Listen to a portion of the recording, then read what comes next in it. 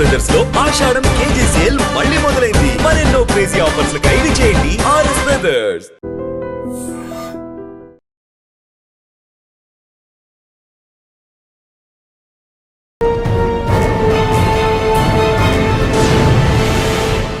ఈ వారం గెస్ట్ పరిచయం చేసే ముందు ఆయన గురించి ఒక రియల్ స్టోరీ చెప్పాలి. ఆ స్టోరీ కాదు, ఆ సంఘటన జరిగినప్పుడు నేను కూడా విట్నెస్.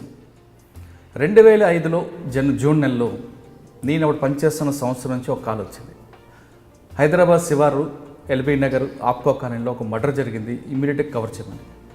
నేను స్పాట్కి వెళ్ళేసరికి పోలీసులు ఆ ఇంటి చుట్టూ ఉన్నారు, జనం విపరీతంగా ఉన్నారు. లోపలికి వెళ్ళి చూద్దామసరికి అప్పుడు ఎల్బీ నగర్ ఏసీపీ జగన్మోహన్ రెడ్డి గారు చేతిలో ఒక చిన్న పాపతో పరిగెట్టి వస్తున్నారు. ఆ పాప ఒంటి నిండా బ్లడ్ ఉంది. లోపలికి వెళ్ళి చూసేసరికి 3 డెడ్ బాడీస్ ఉన్నాయి. అక్కడ తెలిసిన విషయం ఏంటంటే అర్ధరాత్రి దొంగలు వచ్చి, దోపిడీ దొంగలు ఇంట్లోకి వచ్చి వచ్చిన వాళ్ళని వచ్చినట్టు కనబడినట్టు కొట్టి అందినట్టు దోచుకున్నారు. ఆ ఘటనలో తల్లి తండ్రి 2 కూతురు గాయపడ్డారు. ఒక కూతురు తల్లి తండ్రి ఒక కూతురు స్పాట్లో చనిపోయారు. ఇంకొక పాప మాత్రం కొన ఊపిరితుంది. ఆ కొన ఊపిరితున్న పాపని అప్పుడు ఏసీపీ జగన్మోహన్ రెడ్డి గారు అక్కడి నుంచి తన చేతుల్లో పట్టుకొని బయటకు రావడం, జీప్లో తీసుకెళ్లి ఎల్బీ నగర్ కామినేని హాస్పిటల్లో జాయిన్ చేశారు. ప్రార్థనల పుణ్యమో లేదా తల్లిదండ్రుల ఆశీస్సులో కానీ ఆ పాప తర్వాత కోలుకుంది. అంతవరకు బాగుంది. కానీ కోలుకున్న తర్వాత ఆ పాపని ఏం చేయాలి అన్నది ఒక ప్రశ్న మొదలైంది. పాపని చాలామంది హోము పంపిద్దాం, మరి కొంతమంది మేము పెంచుకుంటాం అన్నారు. కానీ పాప కోలుకున్న కొద్దీ పెంచుకుంటాం అన్న వ్యక్తులు ఎవరు దగ్గర రాలేదు. చివరికి పోలీసులు ఆ పాపని యూసగూడలో హోము పంపిద్దాం అనే ప్లాన్ చేశారు. కానీ ఆ సంఘటన జరిగిన దగ్గర ఒక వ్యక్తి మాత్రం ఆ సంఘటన కళ్ళారా చూశారు. అతను వాకింగ్ చేద్దామని అక్కడికి వచ్చి అక్కడ చూసేసరికి రక్తపు మడుగులో పిల్లలు డెడ్ బాడీస్, ఆ పాపను పరిగెట్టడం అన్నీ చూశారు. తర్వాత ఆ పాప కోలుకున్న తర్వాత కూడా ఆ పాప యొక్క ఆరోగ్య క్షేమాలు తెలుసుకుంటూ వచ్చిన వ్యక్తి నేను ఆ అమ్మాయిని పెంచుకుంటాను అని ముందుకు వచ్చారు. అలాంటి గొప్ప మనసుల వ్యక్తి ఈ వారం మన గెస్ట్. ఒకసారి మీ కుటుంబ నేపథ్యం, మీరు నల్లకోట ఎందుకు వేసుకున్నారు చెప్పండి. నా సొంతంగా నేను బతకాలనే అప్పటి నుంచే నాకు ఒక దృక్పథం అనమాట. సొంతంగా బతకడమే కాకుండా కొంత ప్రజలకు మేలు చేయాలి అనే ఐడియా నాకు ఇంటర్మీడియట్లోనే వచ్చింది. సో అప్పటి నుంచి నేను నా సొంతంగా కష్టపడి ట్యూషన్లు చెప్పుకొని, అయితే మా ఫాదర్ బాగా తిట్టేవాడు, ఈ ఉద్యోగం చేయ వాడు చేస్తున్నాడు, వీడు చేస్తున్నాడు, నాకు ఇష్టం లేదు, ఎవరి దగ్గర పని చేయను, నేను సొంతంగా ఏదో ఒకటి చేసుకుంటాను అని చెప్పేసి లా కంప్లీట్ అయింది. లాలోనే మొదలుపెట్టినాను.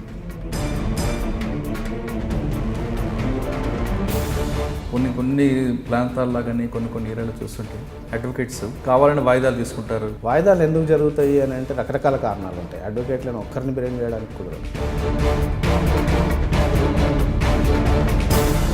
అంటే ఎక్కువగా మీరు సివిల్ కేసుల వైపు ఎందుకు దృష్టి పెట్టాల్సి వచ్చింది? పోలీస్ స్టేషన్కి అసలు పోవడమే నాకు ఇష్టం ఉండదు. ఎందుకంటే అక్కడ పోలీస్ స్టేషన్ పోయిన తర్వాత ఒక అడ్వకేట్ పోతే పోలీస్ స్టేషన్లో రెస్పెక్ట్ ఉండదు. అంటే ఎక్కువ సివిల్ కేసుల్లో మీకు నచ్చిన కేసు ఒకటి చెప్పండి. పేషెంట్ వెళ్ళింది మంచిగా మారుతి కార్లో వెజిటేబుల్స్ మార్కెట్ పోయి వెజిటేబుల్స్ కొనుక్కొని హాస్పిటల్కి రొటీన్ చెకప్కి వెళ్ళినారు. అతన్ని తీసుకెళ్ళి మీకు హార్ట్ చెకప్ చేస్తామని తీసుకెళ్ళి హార్ట్ చెకప్ చేసి స్టంట్ వేసి ఎమర్జెన్సీ డిక్లేర్ చేసి,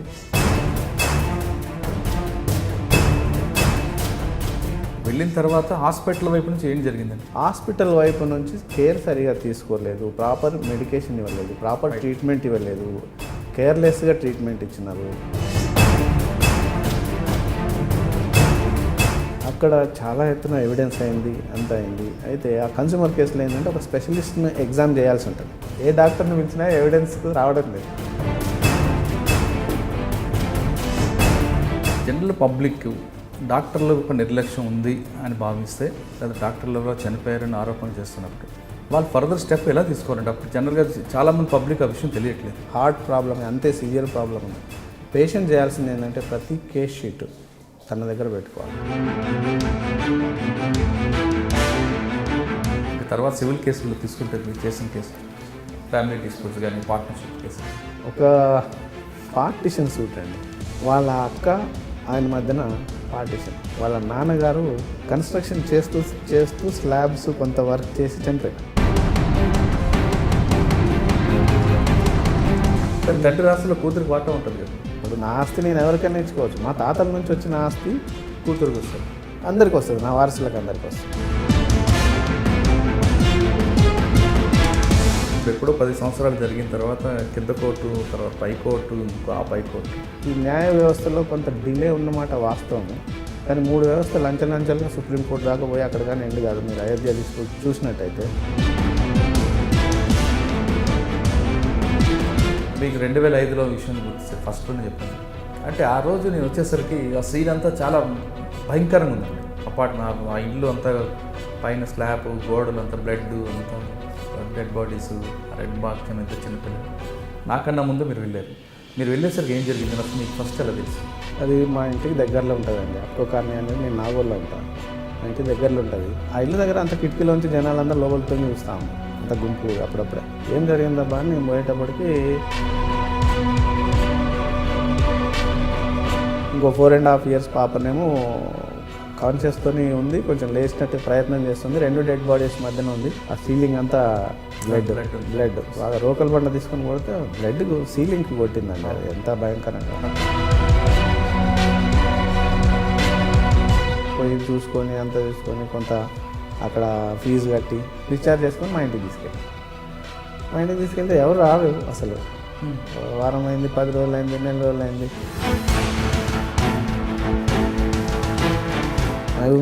మధ్యకాలంలో పాపం మీ దగ్గర ఉన్నప్పుడు తల్లిదండ్రుల గురించి అడగదమ్మా? చిన్న పాప ఏం తెలియదు, 4.5 years కదా, ఏం తెలియదు. నేను నా బ్యాక్గ్రౌండ్ అంతా ఎకనామికల్ సౌండ్ బ్యాక్గ్రౌండ్ కాదండి, మిడిల్ క్లాస్ ఫ్యామిలీ. ఇక్కడ చూస్తే వాతావరణం చూస్తే పిల్లలంతా IAS వాళ్ళ పిల్లలు, IPS వాళ్ళ పిల్లలు. నాతో పాటు వచ్చిన వాళ్ళంతా బ్యూరోక్రాట్స్ ఉన్నారు, మినిస్టర్స్, బిజినెస్, చాలా హై ప్రొఫైల్ పీపుల్ వస్తుంది అక్కడికి. నేను అడ్మిషన్ ఫీజు పే చేయలేను, నాకు సీటు కావాలి. నేను ఒక వ్యక్తిగా నేను ఇది చేస్తున్నాను, మీరు సంస్థగా మీరెందుకు చేయకూడదు? ఫోన్ పాపకు అమ్మమ్మ ఎవరు ఉండాలనుకుంటా, వాళ్ళు ఎవరైనా వచ్చారు? వచ్చిందండి, బాగా ఇబ్బంది పెట్టిండ్రు, లీగల్ ప్రొసీడింగ్స్ అయినాయి. అంటే ఒక 2-3 సంవత్సరాలు గమ్మునున్నారు. తర్వాత కోర్టులో పోయి అది ఆస్తుల కోసం అని చెప్పి, ఆ ఇల్లు తీసుకోవడం కోసం అని చెప్పేసి నా మీద చాలా అభియోగాలు పెట్టడం. జడ్జి గారు ఏమంటున్నారంటే, నేను ఇన్నేళ్ల నుంచి జడ్జిగా ఉన్నా, ఫస్ట్ టైం ఇవాళ నేను ఈ పాపకు ఆన్సరబుల్ అయినా అన్నాను. ఏం సార్ అంటే, నేను అన్ని క్వశ్చన్లు వేస్తుంటే, who are you to ask me all these questions? First you let me know that అని అడిగిందంట స్ట్రైట్గా.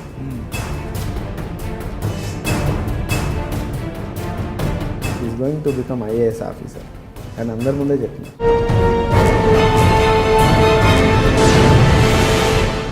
Welcome to crime diaries.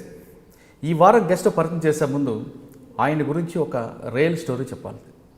ఆ స్టోరీ కాదు, ఆ సంఘటన జరిగినప్పుడు నేను కూడా విట్నెస్ని. 2005లో జూన్ నెలలో నేను అప్పుడు పనిచేస్తున్న సంవత్సరం నుంచి ఒక కాల్ వచ్చింది.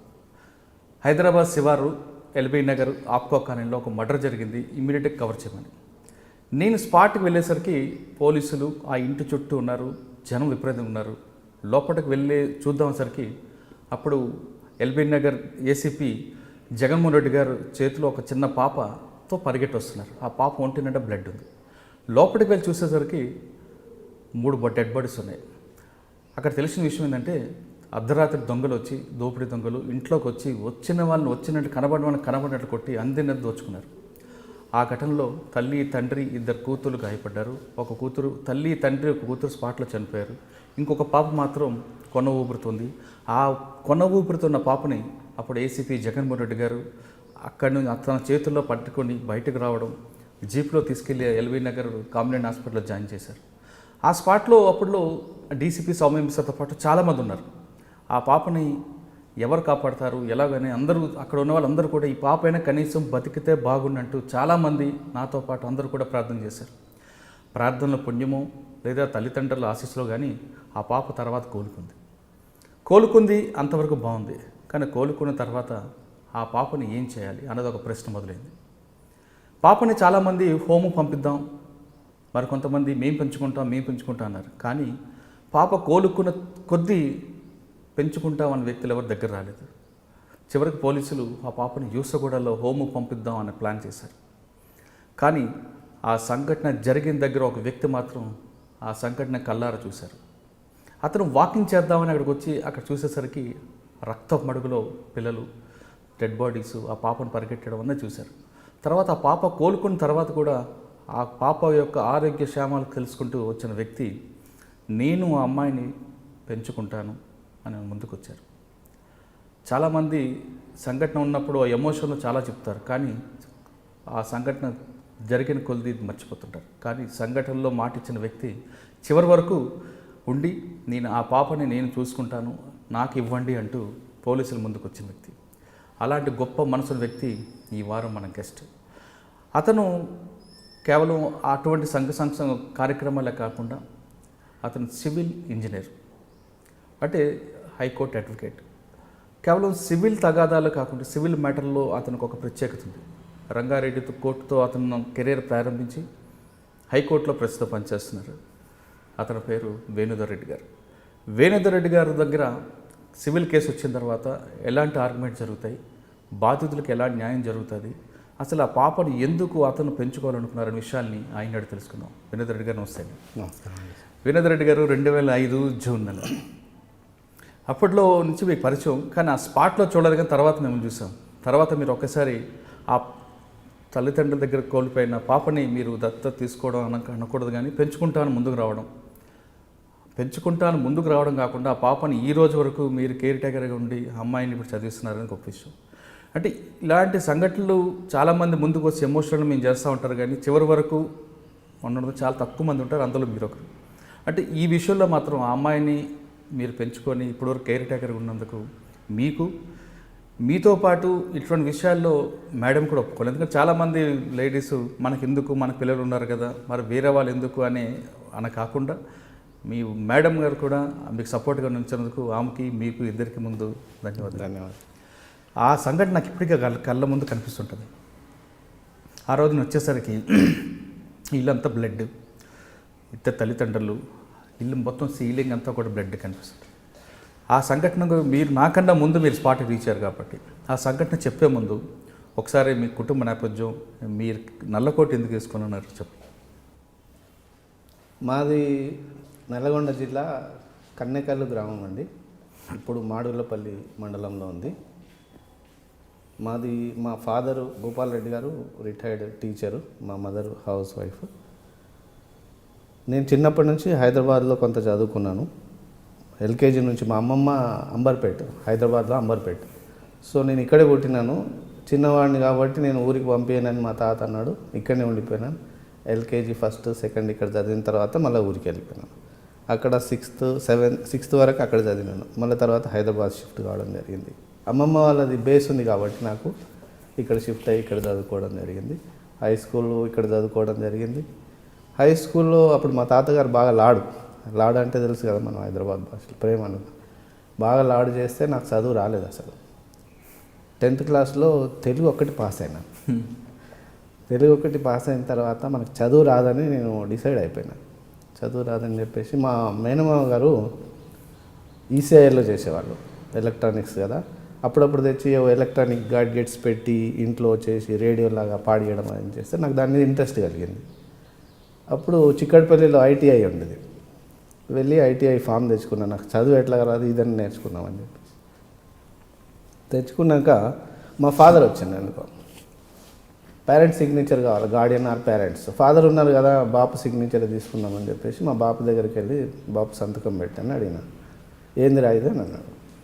రేడియో అండ్ టీవీ మెకానిజం అని. అప్పటి వరకు మా బాబుకు నేను ఫెయిల్ అయిన సంగతి తెలియదు 10th. Radio and TV mechanism అంటే చింపేసి ఇంటికి వెళ్దాం పదా అని చెప్పేసి అప్పుడు ప్యాక్ చేసుకొని ఊరికి తీసుకెళ్ళి, మా ఫాదర్ టీచర్ అప్పుడు సర్వీస్లో ఉన్నారు. పక్కన ఎర్రబెల్లి అనే ఒక గ్రామం ఉంది, అక్కడ హై స్కూల్ ఉంది, మా ఊళ్ళో లేదు. మళ్ళీ ఫ్రెష్ అడ్మిషన్ 10th క్లాస్ తీసుకొని ఇంటి ఎదురుగా ఒక టీచరు, ఇంటి పక్కన ఒక టీచరు. మా వాడు పెద్ద చదువు దొంగ, మీరు జాగ్రత్తగా చూసుకోవాలి. వాళ్ళ ఫ్రెండ్స్ కదా అంతా. చాలా కట్టుదిట్టమైన భద్రత మధ్య నాకు 10th క్లాస్లో జాయిన్ చేసిండు. సో అక్కడ సిన్సియర్గా చదువుకున్నా. ఇంకా తప్పట్లేదు. బయటికి వెళ్దామంటే ఎదురుగా టీచర్కి కనబడతా, లేకపోతే పక్క టీచర్కి కనబడతా. సో చదువుకొని 1 అటెంప్ట్లో పాస్ అవుతాను. మళ్ళీ back to Hyderabad. That is my turning point. అక్కడి నుంచి I have never seen my back. So అక్కడి నుంచి నా సొంతంగా, అంటే మా ఫాదర్కి కెపాసిటీ ఉంది, ఈజ్ అ టీచర్, మాకు ఒక తమ్ముడు ఒక చెల్లె, పెద్ద ఫ్యామిలీ ఏం కాదు. సో నా సొంతంగా నేను బతకాలనే ఒక అప్పటి నుంచే నాకు ఒక దృక్పథం అనమాట. సొంతంగా బతకడమే కాకుండా కొంత ప్రజలకు మేలు చేయాలి అనే ఐడియా నాకు ఇంటర్మీడియట్లోనే వచ్చింది. సో అప్పటి నుంచి నేను నా సొంతంగా కష్టపడి ట్యూషన్లు చెప్పుకొని టైప్ చేసి నేర్చుకుంటూ, ఒక ఫ్రెండ్ది టైప్ ఇన్స్టిట్యూట్ ఉండే, ఫీజు లేకుండా టైప్ నేర్చుకున్నా. అక్కడ నేర్చుకొని అప్పుడు మన ఇంజనీరింగ్ కాలేజ్, కంప్యూటర్లు అవి లేవు అప్పుడు. ఇంజనీరింగ్ కాలేజ్ వాళ్ళు ప్రాజెక్ట్ వర్క్ తెచ్చేవాళ్ళు, బుక్కులు టైప్ చేయాలి. సో నేను రాత్రిపూట టైప్ ఇన్స్టిట్యూట్ నడిచేటప్పుడు స్టూడెంట్స్ ఉంటారు, వాళ్ళు వీలు కాదు, నైట్ 9 to 12 అది చేసుకునేవాళ్ళు.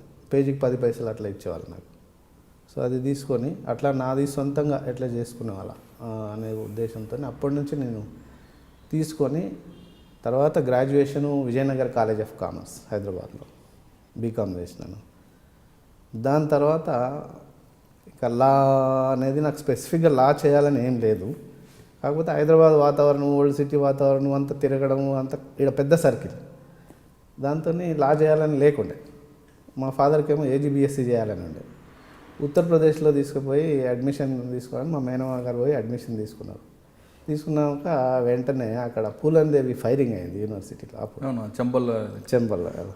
సో అక్కడ వద్దని చెప్పేసి మళ్ళీ ఇక్కడ వచ్చేసి సరే కంపెనీ సెక్రటరీ చేద్దామని, కంపెనీ సెక్రటరీ ఏసీఎస్ అని ఉంటుంది, సిఏతో పాటు ఏసీఎస్ ఉంటుంది, దాంట్లో జాయిన్ అయ్యి బాగా కష్టపడ్డా. కొద్దిలో మిస్ అయింది. సైమల్టేనియస్గా లా చేస్తే బాగుంటుంది, కంపెనీ సెక్రటరీ లా రెండూ చేస్తే మీకు హెల్ప్ఫుల్గా ఉంటుందని నా మిత్రులు ఎవరో సజెషన్ ఇస్తే నేను లా చేసిన తర్వాత ఏమైంది, కంపెనీ సెక్రటరీ మీద ఇంట్రెస్ట్ పోయింది. అది బాగా చదవాలి, బాగా కష్టపడాలి, ఉద్యోగం చేయాలి. మొదటి నుంచి కూడా నాకు ఉద్యోగం ఇష్టం లేదు. మా నల్గొండ జిల్లాలోనేమో బీఈడీ చేయాలా, టీచర్ చేయాలా. టీచర్ చేస్తే పిల్లని ఇస్తారు మా దగ్గర, వేరే వాళ్ళకి గవర్నమెంట్ ఉద్యోగం లేకపోతే పిల్లని కూడా ఇయ్యరు, అట్లా ఉండే. అయితే మా ఫాదర్ బాగా తిట్టేవాడు, ఈ ఉద్యోగం చేయాలి, వాడు చేస్తున్నాడు, వీడు చేస్తున్నాడు, నాకు ఇష్టం లేదు, ఎవరి దగ్గర పని చేయను, నేను సొంతంగా ఏదో ఒకటి చేసుకుంటా అని చెప్పేసి లా కంప్లీట్ అయింది. లాలోనే మొదలుపెట్టినాను.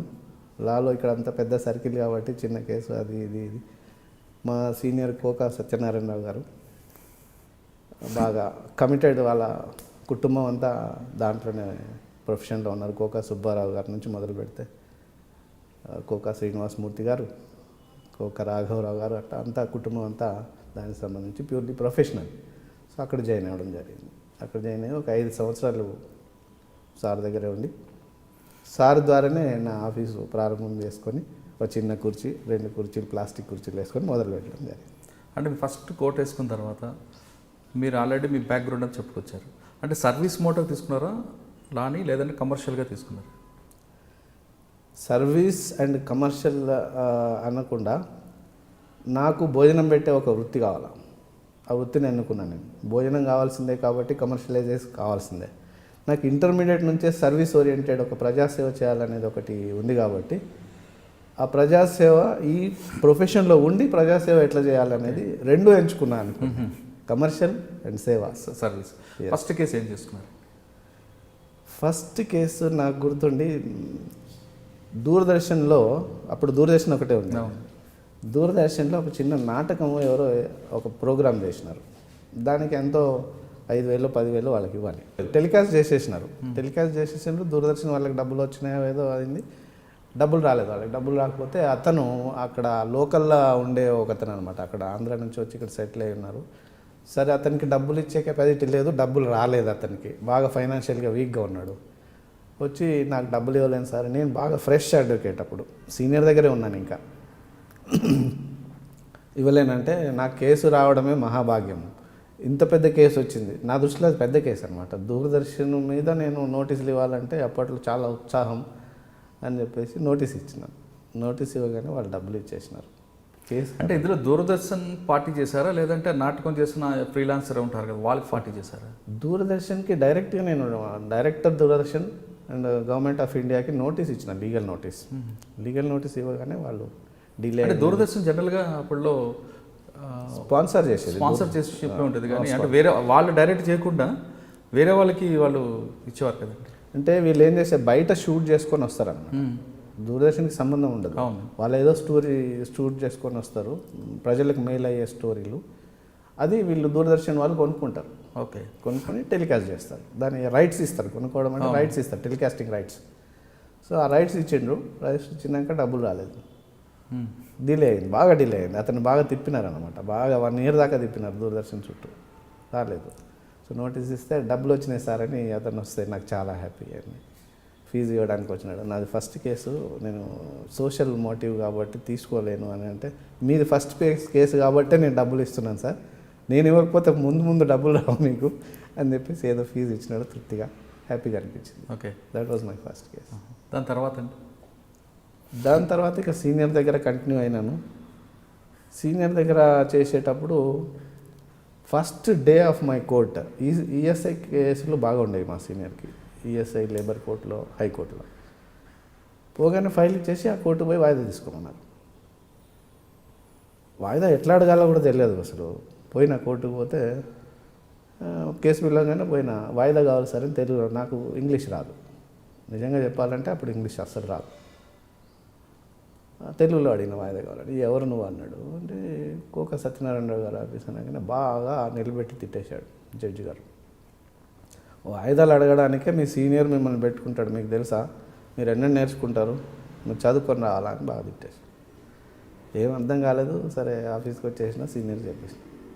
అలాగే తిడతారులే, మీరు పోయి రిప్రజెంట్ చేసి వచ్చేసినావు కదా, డేట్ వచ్చింది కదా, సరిపోయింది అన్నారు. అలా కంటిన్యూ అయింది. కంటిన్యూ అయిన తర్వాత హైకోర్టులో ఒక 2 years 3 years అయింది. వెళ్ళడము వాయిదా తీసుకోవడం, వెళ్ళడము వాయిదా తీసుకోవడం, ఇంతే పని. ఇంకా ఆఫీస్లో డైరీలు రాసుకోవడము, ఇదే చేస్తున్నాం అనమాట.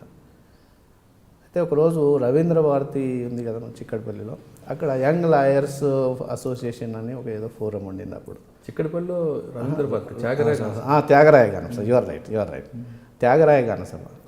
దాంట్లో ఒక ప్రోగ్రామ్ కండక్ట్ చేసింది, యంగ్ లాయర్స్ అసోసియేషన్ అని. పెద్ద ఎత్తున జూనియర్స్ అందరూ మా లాంటి వాళ్ళు, ఓన్లీ జూనియర్సే, యంగ్ లాయర్స్ కాబట్టి పోయినాం.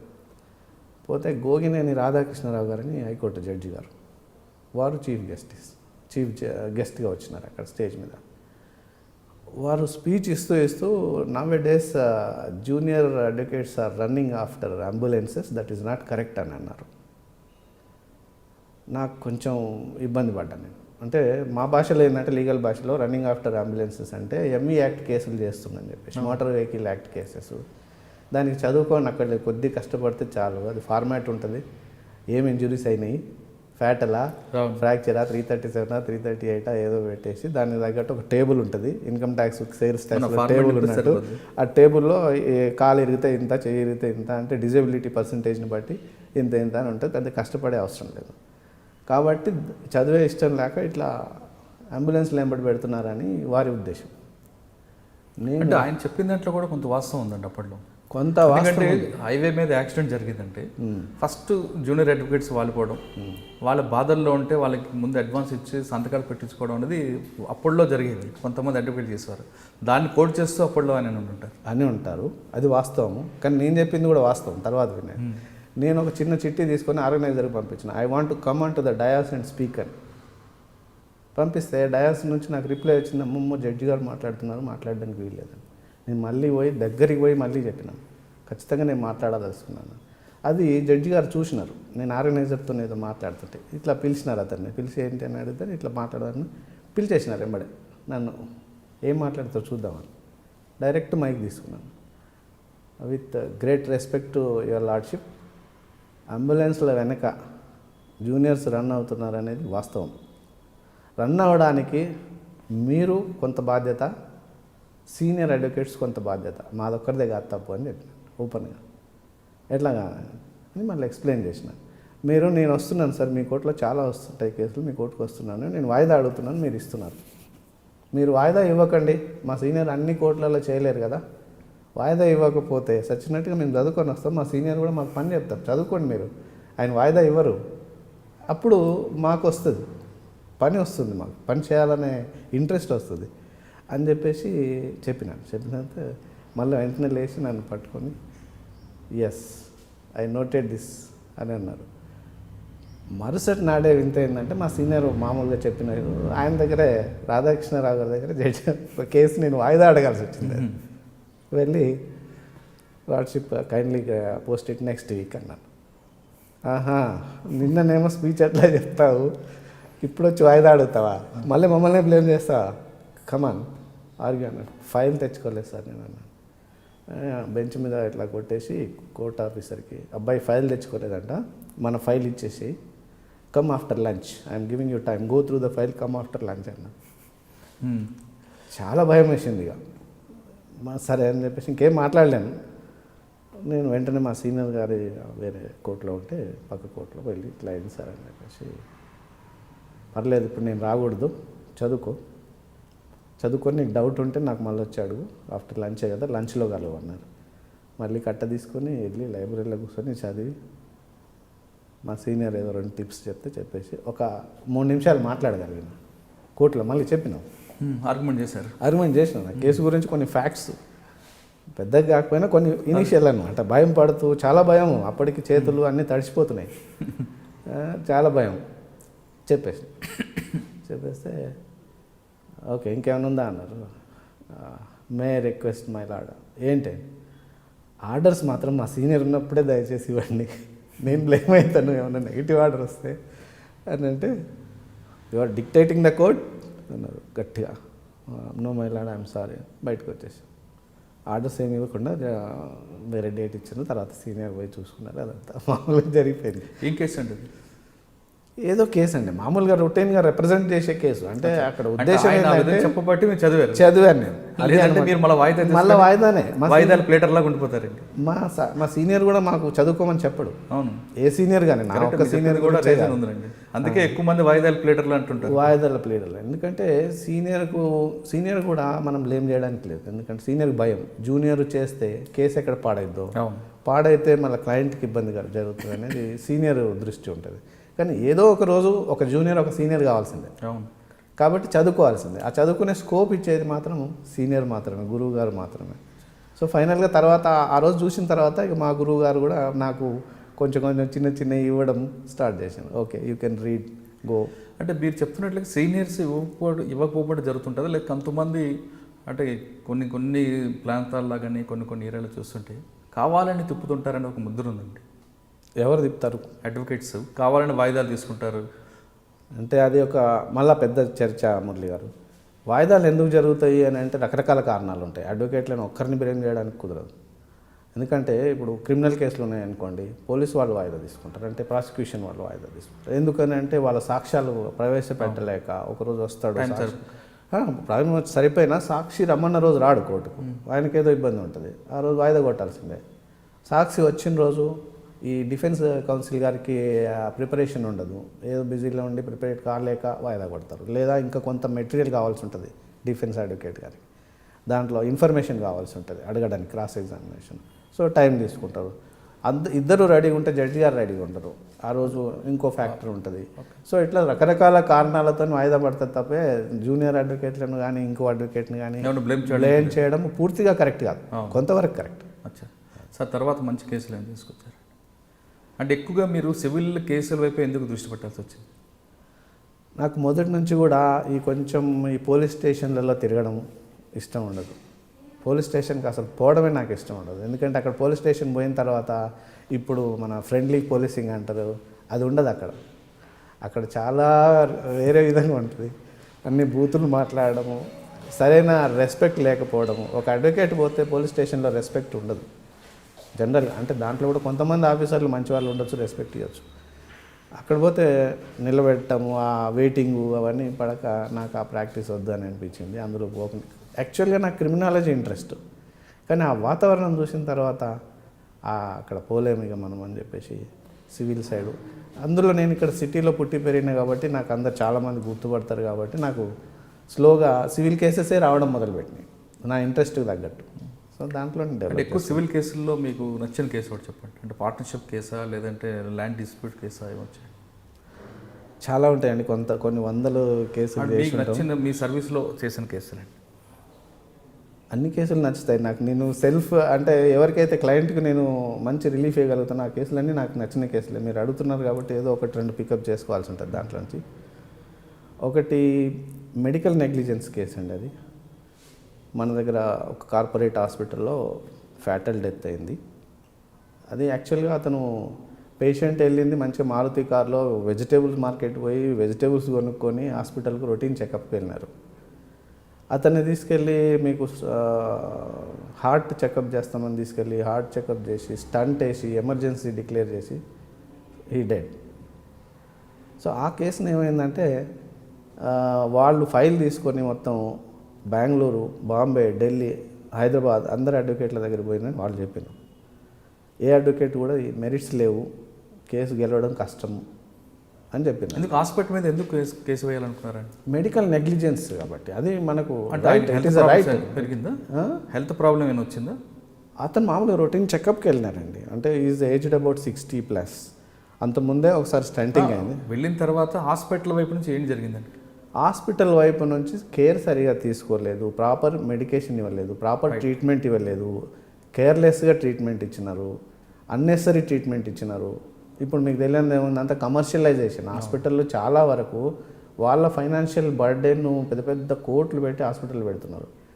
ఆ బర్డెన్ తీసుకోవడానికి పబ్లిక్ నుంచే కదా, పేషెంట్ నుంచి డబ్బులు రావాలి. సో ఏ విధంగానైనా డబ్బులు తీసే పని చేస్తున్నారు. సో ఆ విధంగా నెగ్లిజెన్స్ ఉన్నదని చెప్పేసి ఆ బాధితుల యొక్క వాదన. కాబట్టి కేసు వేయాలని చెప్పేసి. నెగ్లిజెన్స్ ఉందా లేదా అనేది తెలుసుకోవాలని వాళ్ళు చాలామందికి అడ్వకేట్లకు అప్రోచ్ అయితే ఇది చేయలేము, ఏం లేదు అని చెప్పి మేము చేయలేము, దాంట్లో ఎవిడెన్స్ కావాలా, అదంతా కుదరదు అని చెప్పేస్తే లాస్ట్కు నా ఒక మిత్రుని ద్వారా వచ్చినారు. వాళ్ళకు ఒకటే చెప్పాను, నేను దాంట్లో తప్పు పట్టాలంటే ముందు నేను డాక్టర్ని కావాలి. Because I have to point out the mistake of doctor. So it's a very crucial issue. కాబట్టి మీరు నాకు డాక్టర్ హెల్ప్ ఇస్తే కనుక నేను దాన్ని స్టడీ చేసిన తర్వాత whether I can deal with the case or not అనేది నేను చెప్పగలుగుతాను. ఫార్చునేట్లీ వాళ్ళకి చాలామంది డాక్టర్లు తెలుసు. సో ఆ ప్రాసెస్లో ఏదైతే ఉందో అది యాంజియోగ్రామ్ టెస్ట్ అండి. యాక్చువల్గా సర్జన్ కూడా కాదు, యాంజియోగ్రామ్ టెస్ట్ అంటారు దాన్ని, కరోనరీ యాంజియోగ్రామ్. ఆ టెస్ట్ చేయడంలో ఏ డాక్టర్ యొక్క హెల్ప్ అవసరం పడుతుంది. ఉదాహరణకు మన అనస్థీసియస్ట్ కావచ్చు, ల్యాబ్ టెక్నీషియన్స్ కావచ్చు, నర్సెస్ కావచ్చు, అలా రకరకాల డాక్టర్ల నుంచి నేను నాకు టైం దొరికినప్పుడల్లా ఒక డాక్టర్ని తీసుకురమ్మనేవాడిని. నా ఆఫీస్ తీసుకొచ్చేవాడిని. వాళ్ళతో డీప్గా చర్చించి అసలు ఏంటి ఈ డిసీజ్ అంటే ఏంది, కరోనరీ యాంజియోగ్రామ్ అంటే ఏంది, కరోనరీ ఆర్టరీ డిసీజ్ అంటే ఏంది, సిఏడి అంటారు. అంటే బేసిక్ నాలెడ్జ్ నుంచి అట్లా నాకు ఒక 3-4 months స్టడీ చేసినాను. స్టడీ చేసినాక I'm of the view that this is a fit case to their is a clear medical negligence on the part of the hospital and doctor అని చెప్పేసి కంక్లూజన్కి వచ్చి వేసానండి కేసు. హైదరాబాద్లో డిస్ట్రిక్ట్ ఫోరంలో కన్జ్యూమర్ కేసు వేసాను. అక్కడ చాలా ఎత్తున ఎవిడెన్స్ అయింది, అంత అయింది. అయితే ఆ కన్జ్యూమర్ కేసులో ఏంటంటే ఒక స్పెషలిస్ట్ని ఎగ్జామ్ చేయాల్సి ఉంటుంది. ఆ ఫీల్డ్లో స్పెషలిస్ట్ని ఎగ్జామ్ చేయాలి.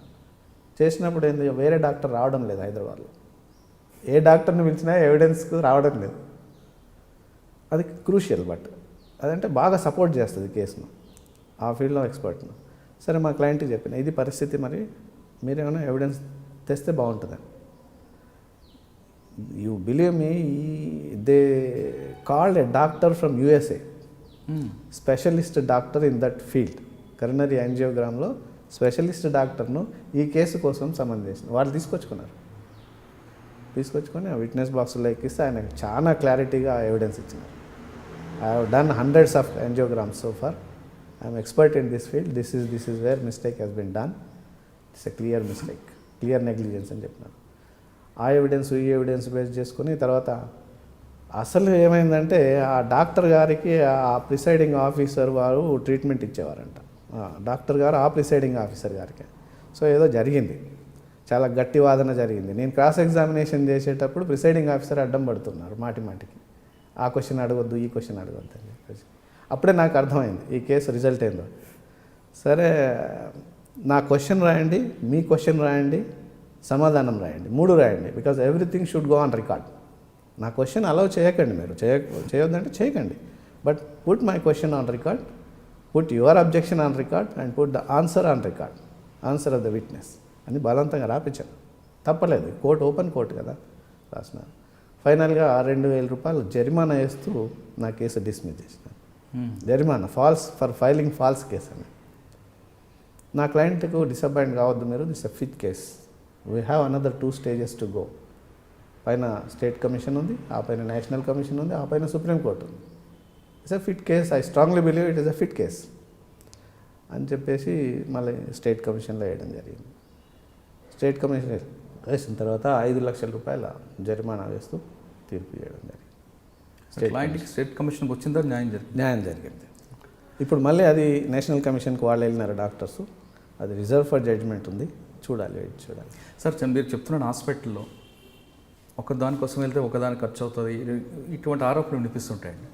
జనరల్ పబ్లిక్ డాక్టర్లు ఒక నిర్లక్ష్యం ఉంది అని భావిస్తే, లేదా డాక్టర్లు ఎవరో చనిపోయారని ఆరోపణలు చేస్తున్నప్పుడు వాళ్ళు ఫర్దర్ స్టెప్ ఎలా తీసుకోవాలండి? అప్పుడు జనరల్గా చాలామంది పబ్లిక్ ఆ విషయం తెలియట్లేదు. ఇప్పుడు డాక్టర్ దగ్గరికి వెళ్ళగానే మనకు మెడికల్ ప్రిస్క్రిప్షన్ వస్తుందండి, రాస్తాడు. లేకపోతే ఏదైనా అప్పుడు హార్ట్ ప్రాబ్లం అంతే సివియర్ ప్రాబ్లం ఉన్నది, పేషెంట్ చేయాల్సింది ఏంటంటే ప్రతి కేస్ షీట్ తన దగ్గర పెట్టుకోవాలి. కేస్ షీట్ అనేది వెరీ ఇంపార్టెంట్ అనమాట. కానీ కేస్ షీట్లు ఇవ్వరండి హాస్పిటల్, ఇవ్వరు. మీరు అనేది వాస్తవం, ఇవ్వరు. కానీ గట్టిగా ఇన్సిస్ట్ చేస్తే మనం పేషెంట్ మీద ఫోకస్ చేస్తుంటాము, వాళ్ళే ట్రీట్మెంట్ ఇవ్వాలి. వాళ్ళ మీద గట్టిగా గొడవ చేస్తే వాళ్ళ ట్రీట్మెంట్ ఏదైనా తేడా చేస్తారని ఆ భయం ఒకటి ఉంటుంది. సో ఈ తప్పని పరిస్థితులలో ఆ కేస్ షీట్ మనం తీసుకోలేము. మినిమం జాగ్రత్తలు ఏంటంటే కొంత అవేర్నెస్, మెడికల్ నాలెడ్జ్ మనకు రాదు యాజ్ ఎ పేషెంట్గా, మినిమం అవేర్నెస్ తీసుకొని జాగ్రత్తగా మనం ఆ డాక్టర్ కరెక్ట్గా ట్రీట్మెంట్ ఇస్తున్నారా లేదా అనేది సెకండ్ ఒపీనియన్. అంటే అన్లెస్ ఇట్ ఈస్ ఎమర్జెన్సీ అంటే మనకు సెకండ్ ఒపీనియన్ తీసుకునే స్కోప్ టైం ఉండదు. ఎమర్జెన్సీ లేకపోతే మాత్రం definitely second opinion will definitely help అండి. తెలియని డాక్టర్ దగ్గరికి, ఆ చుట్టుపక్కల కొంచెం దూరం ఉన్న డాక్టర్ దగ్గర. ఓకే, మీరు అన్నట్లుగా కేస్ షీట్ పేషెంట్ పక్కన పెట్టుకున్నారండి, తర్వాత స్టెప్ ఎలా తీసుకోవాలి? కేస్ షీట్ మన దగ్గర ఎప్పటికప్పుడు కేస్ షీట్ ఉన్నదనుకోండి, దాంట్లో క్లియర్గా ఉంటుంది. నెగ్లిజెన్స్ అయ్యి ఒకవేళ ఏదైనా ఫ్యాటల్ అయ్యి మనకి ఏమైనా ఇబ్బంది అయితే మనకు ఒక కేసు ఉంటుంది తప్ప వేరే హెల్ప్ ఏం జరగదు. కేసు ఉంటుంది, మనం వాళ్ళ మీద ఏ విధంగా ప్రొసీడ్ అవ్వాలండి? మీరు చెప్తున్న స్టేట్ కమిషన్ కానీ లేదంటే స్టేట్ కమిషన్ కానీ కన్జ్యూమర్ కమిషన్ కానీ వెళ్ళొచ్చండి. అక్కడ కోర్ట్ ఫీజు అనేది లేదు, ఏదో చిన్న ఫీజు. ఒక వ్యక్తి, సాధారణ వ్యక్తి ప్రైవేట్ హాస్పిటల్కి వెళ్ళారు లేదా గవర్నమెంట్ హాస్పిటల్కి వెళ్ళారు, అక్కడ డాక్టర్ నిర్లక్ష్యం వల్లే తనకు కానీ తన కుటుంబ సభ్యులకు అన్యాయం జరిగిందని భావిస్తే అతను ఏ విధంగా కన్జ్యూమర్ కమిషన్కి వెళ్ళాలి? వాళ్ళ కేస్ షీట్ తీసుకోవాలండి ముందు. ఇప్పుడు ఏ పేషెంట్ అయినా సరే చనిపోయినా కానీ ఇంకేదైనా ఇబ్బంది అయినప్పుడు డాక్టర్ను బ్లేమ్ చేయడం సర్వసాధారణం అయిపోయింది. అది కూడా కరెక్ట్ కాదు. కొన్ని చోట్ల మెడికల్ నెగ్లిజెన్స్ అనేది ఉన్నది వాస్తవం, కానీ పూర్తిగా ప్రతిదానికి డాక్టర్ని బ్లేమ్ చేయడం కాకపోతే మీరు చెప్తున్న కొన్ని చోట్ల జరిగినప్పుడు వాళ్ళు అనుమానాన్ని నివృత్తి చేసుకోవడానికి ఎక్కడ ప్రొసీడ్ అవ్వాలి? కేస్ షీట్ తీసుకొని ఒక ఎక్స్పర్ట్ డాక్టర్ని కన్సల్ట్ చేయాలండి. చేసేసి ఆ కేస్ షీట్లో ఇప్పుడు ఇది డిసీజ్ ఏంది, మెడికల్ ప్రిస్క్రిప్షన్ ఏమి ఇచ్చిండ్రు, ప్రాపర్గా ఉన్నదా లేదా అనేది ఆ డాక్టర్ గారు ఎప్పుడైతే కొంత అనుమానమైన ఎక్స్ప్రెస్ చేసిండ్రో ఆ అనుమానంతో మనం కొంచెం దాన్ని ఇన్వెస్టిగేట్ చేసి ఒక లాయర్ని అప్రోచ్ అయితే లాయర్ గారు ఇంకా ఫర్దర్ ఇన్వెస్టిగేషన్ చేసి అది మెడికల్ నెగ్లిజెన్స్ ఉంది అని నిర్ధారణకు వస్తే మాత్రం కేసు వేస్తే సక్సెస్ అవుతారు. అంటే కన్జ్యూమర్ కమిషన్కి వెళ్ళాలి. కన్జ్యూమర్ డిస్ట్రిక్ట్ ఫోరమ్స్ ఉంటాయండి. ప్రతి జిల్లాలో ఒక district consumer disputes redressal forum అనేది ఉంటుంది. అక్కడ ఎవరైనా వెళ్ళొచ్చు, అక్కడ లాయర్ కూడా అవసరం లేదు. కానీ కేస్ షీట్ లేకపోతే ఏం చేయాలి? కేస్ షీట్ లేకపోతే మనం కోర్టు నుంచి సమన్ కూడా చేయొచ్చు, కానీ సమన్ చేసిన కేస్ షీటు నిజమైన కేస్ షీట్ వస్తుందని మనకు నమ్మకం లేదు. మార్పులు చేర్పులు ట్యాంపరింగ్ వాళ్ళకి వెళ్ళినప్పుడు కేస్ షీట్ అనేది భద్రపరచుకోవడం ఇంపార్టెంట్. అది కొంతవరకు హెల్ప్ చేస్తుంది. కేస్ షీట్ ఏ విధంగా తీసుకుంటారు, మరి డిమాండ్ చేస్తే డాక్టర్ ఇస్తారా లేదా అనేది అది డిఫరెంట్ ఆస్పెక్ట్. ఓకే, తీసుకుంటే మాత్రం అది మంచిగా హెల్ప్ఫుల్ ఉంటుంది. అంటే ఆ కేసులో మీ క్లయింట్కి మీరు స్టేట్ కమిషన్ వచ్చిన తర్వాత న్యాయం జరిగింది. ఓకే, నెక్స్ట్ ఇంకో కేసు ఏముంది? ఇంకొక కేసు అంటే ఒక ఫ్యామిలీ డిస్ప్యూట్ అండి. చెప్పడానికి అది సింపుల్గా ఫ్యామిలీ డిస్ప్యూట్. అదేంటంటే ఒక హస్బెండ్ అండ్ వైఫ్ బిట్వీన్ డివోర్స్కి హస్బెండ్ వేస్తారు కేసు. డివోర్స్కి వేసి డివోర్స్కు గ్రౌండ్ కావాలి, ఏదో మెంటల్ క్రూయాలిటీ, ఏదో డిఫరెంట్ లాట్ ఆఫ్ గ్రౌండ్స్ ఉంటాయి అనమాట. Incurable diseases, mental cruelty, physical cruelty. మీ క్లయింట్ మెయిలా ఫీమేల్? మా క్లయింట్ ఫీమేల్ అండి. ఫీమేల్. సో అతను డైవర్స్ చేసినారు. డైవర్స్ చేసిన తర్వాత గ్రౌండ్ ఏం తీసుకున్నారంటే ఆవిడకి మెంటల్ ఉంది అని చెప్పేసి. మెంటల్ ఉంది అంటే మెంటల్లీ ఇల్ పర్సన్ కాబట్టి she is not fit to be my wife, so divorce అడిగినాను. అడిగితే తర్వాత ఆ అమ్మాయి పూర్ ఫ్యామిలీ, డబ్బులు పెట్టుకునే పరిస్థితి లేదు. పూర్ ఫ్యామిలీ అనను, హస్బెండ్ ఈజ్ వెల్ ఆఫ్, కానీ ఆవిడకు మాత్రం ఏ సోర్స్ లేదు. ఇద్దరు ఆమెకు మానసిక రోగం అనేది పెళ్ళికి ముందు ఉందంటున్నారు, పెళ్ళి అయిన తర్వాత వచ్చిందంటున్నారు. పెళ్ళి అయిన తర్వాత, ఇద్దరు పిల్లలు అయిన తర్వాత, పిల్లలు కూడా ఒక 6-7 సంవత్సరాలు 10 సంవత్సరాలు పిల్లలు అయిన తర్వాత ఆమెకు మానసిక వికలాంగులు అంటారు. మానసికంగా ఆమె బాగాలేదు కాబట్టి డైవర్స్ కావాలని అడుగుతారు. అడిగితే ఆ హస్బెండ్ అనే అతను లాయరు, ప్రాక్టీసింగ్ లాయర్. సో అతను సేమ్ నేను ఎక్కడ ప్రాక్టీస్ చేస్తానో అక్కడనే ప్రాక్టీస్ చేస్తారు ఆయన కూడా.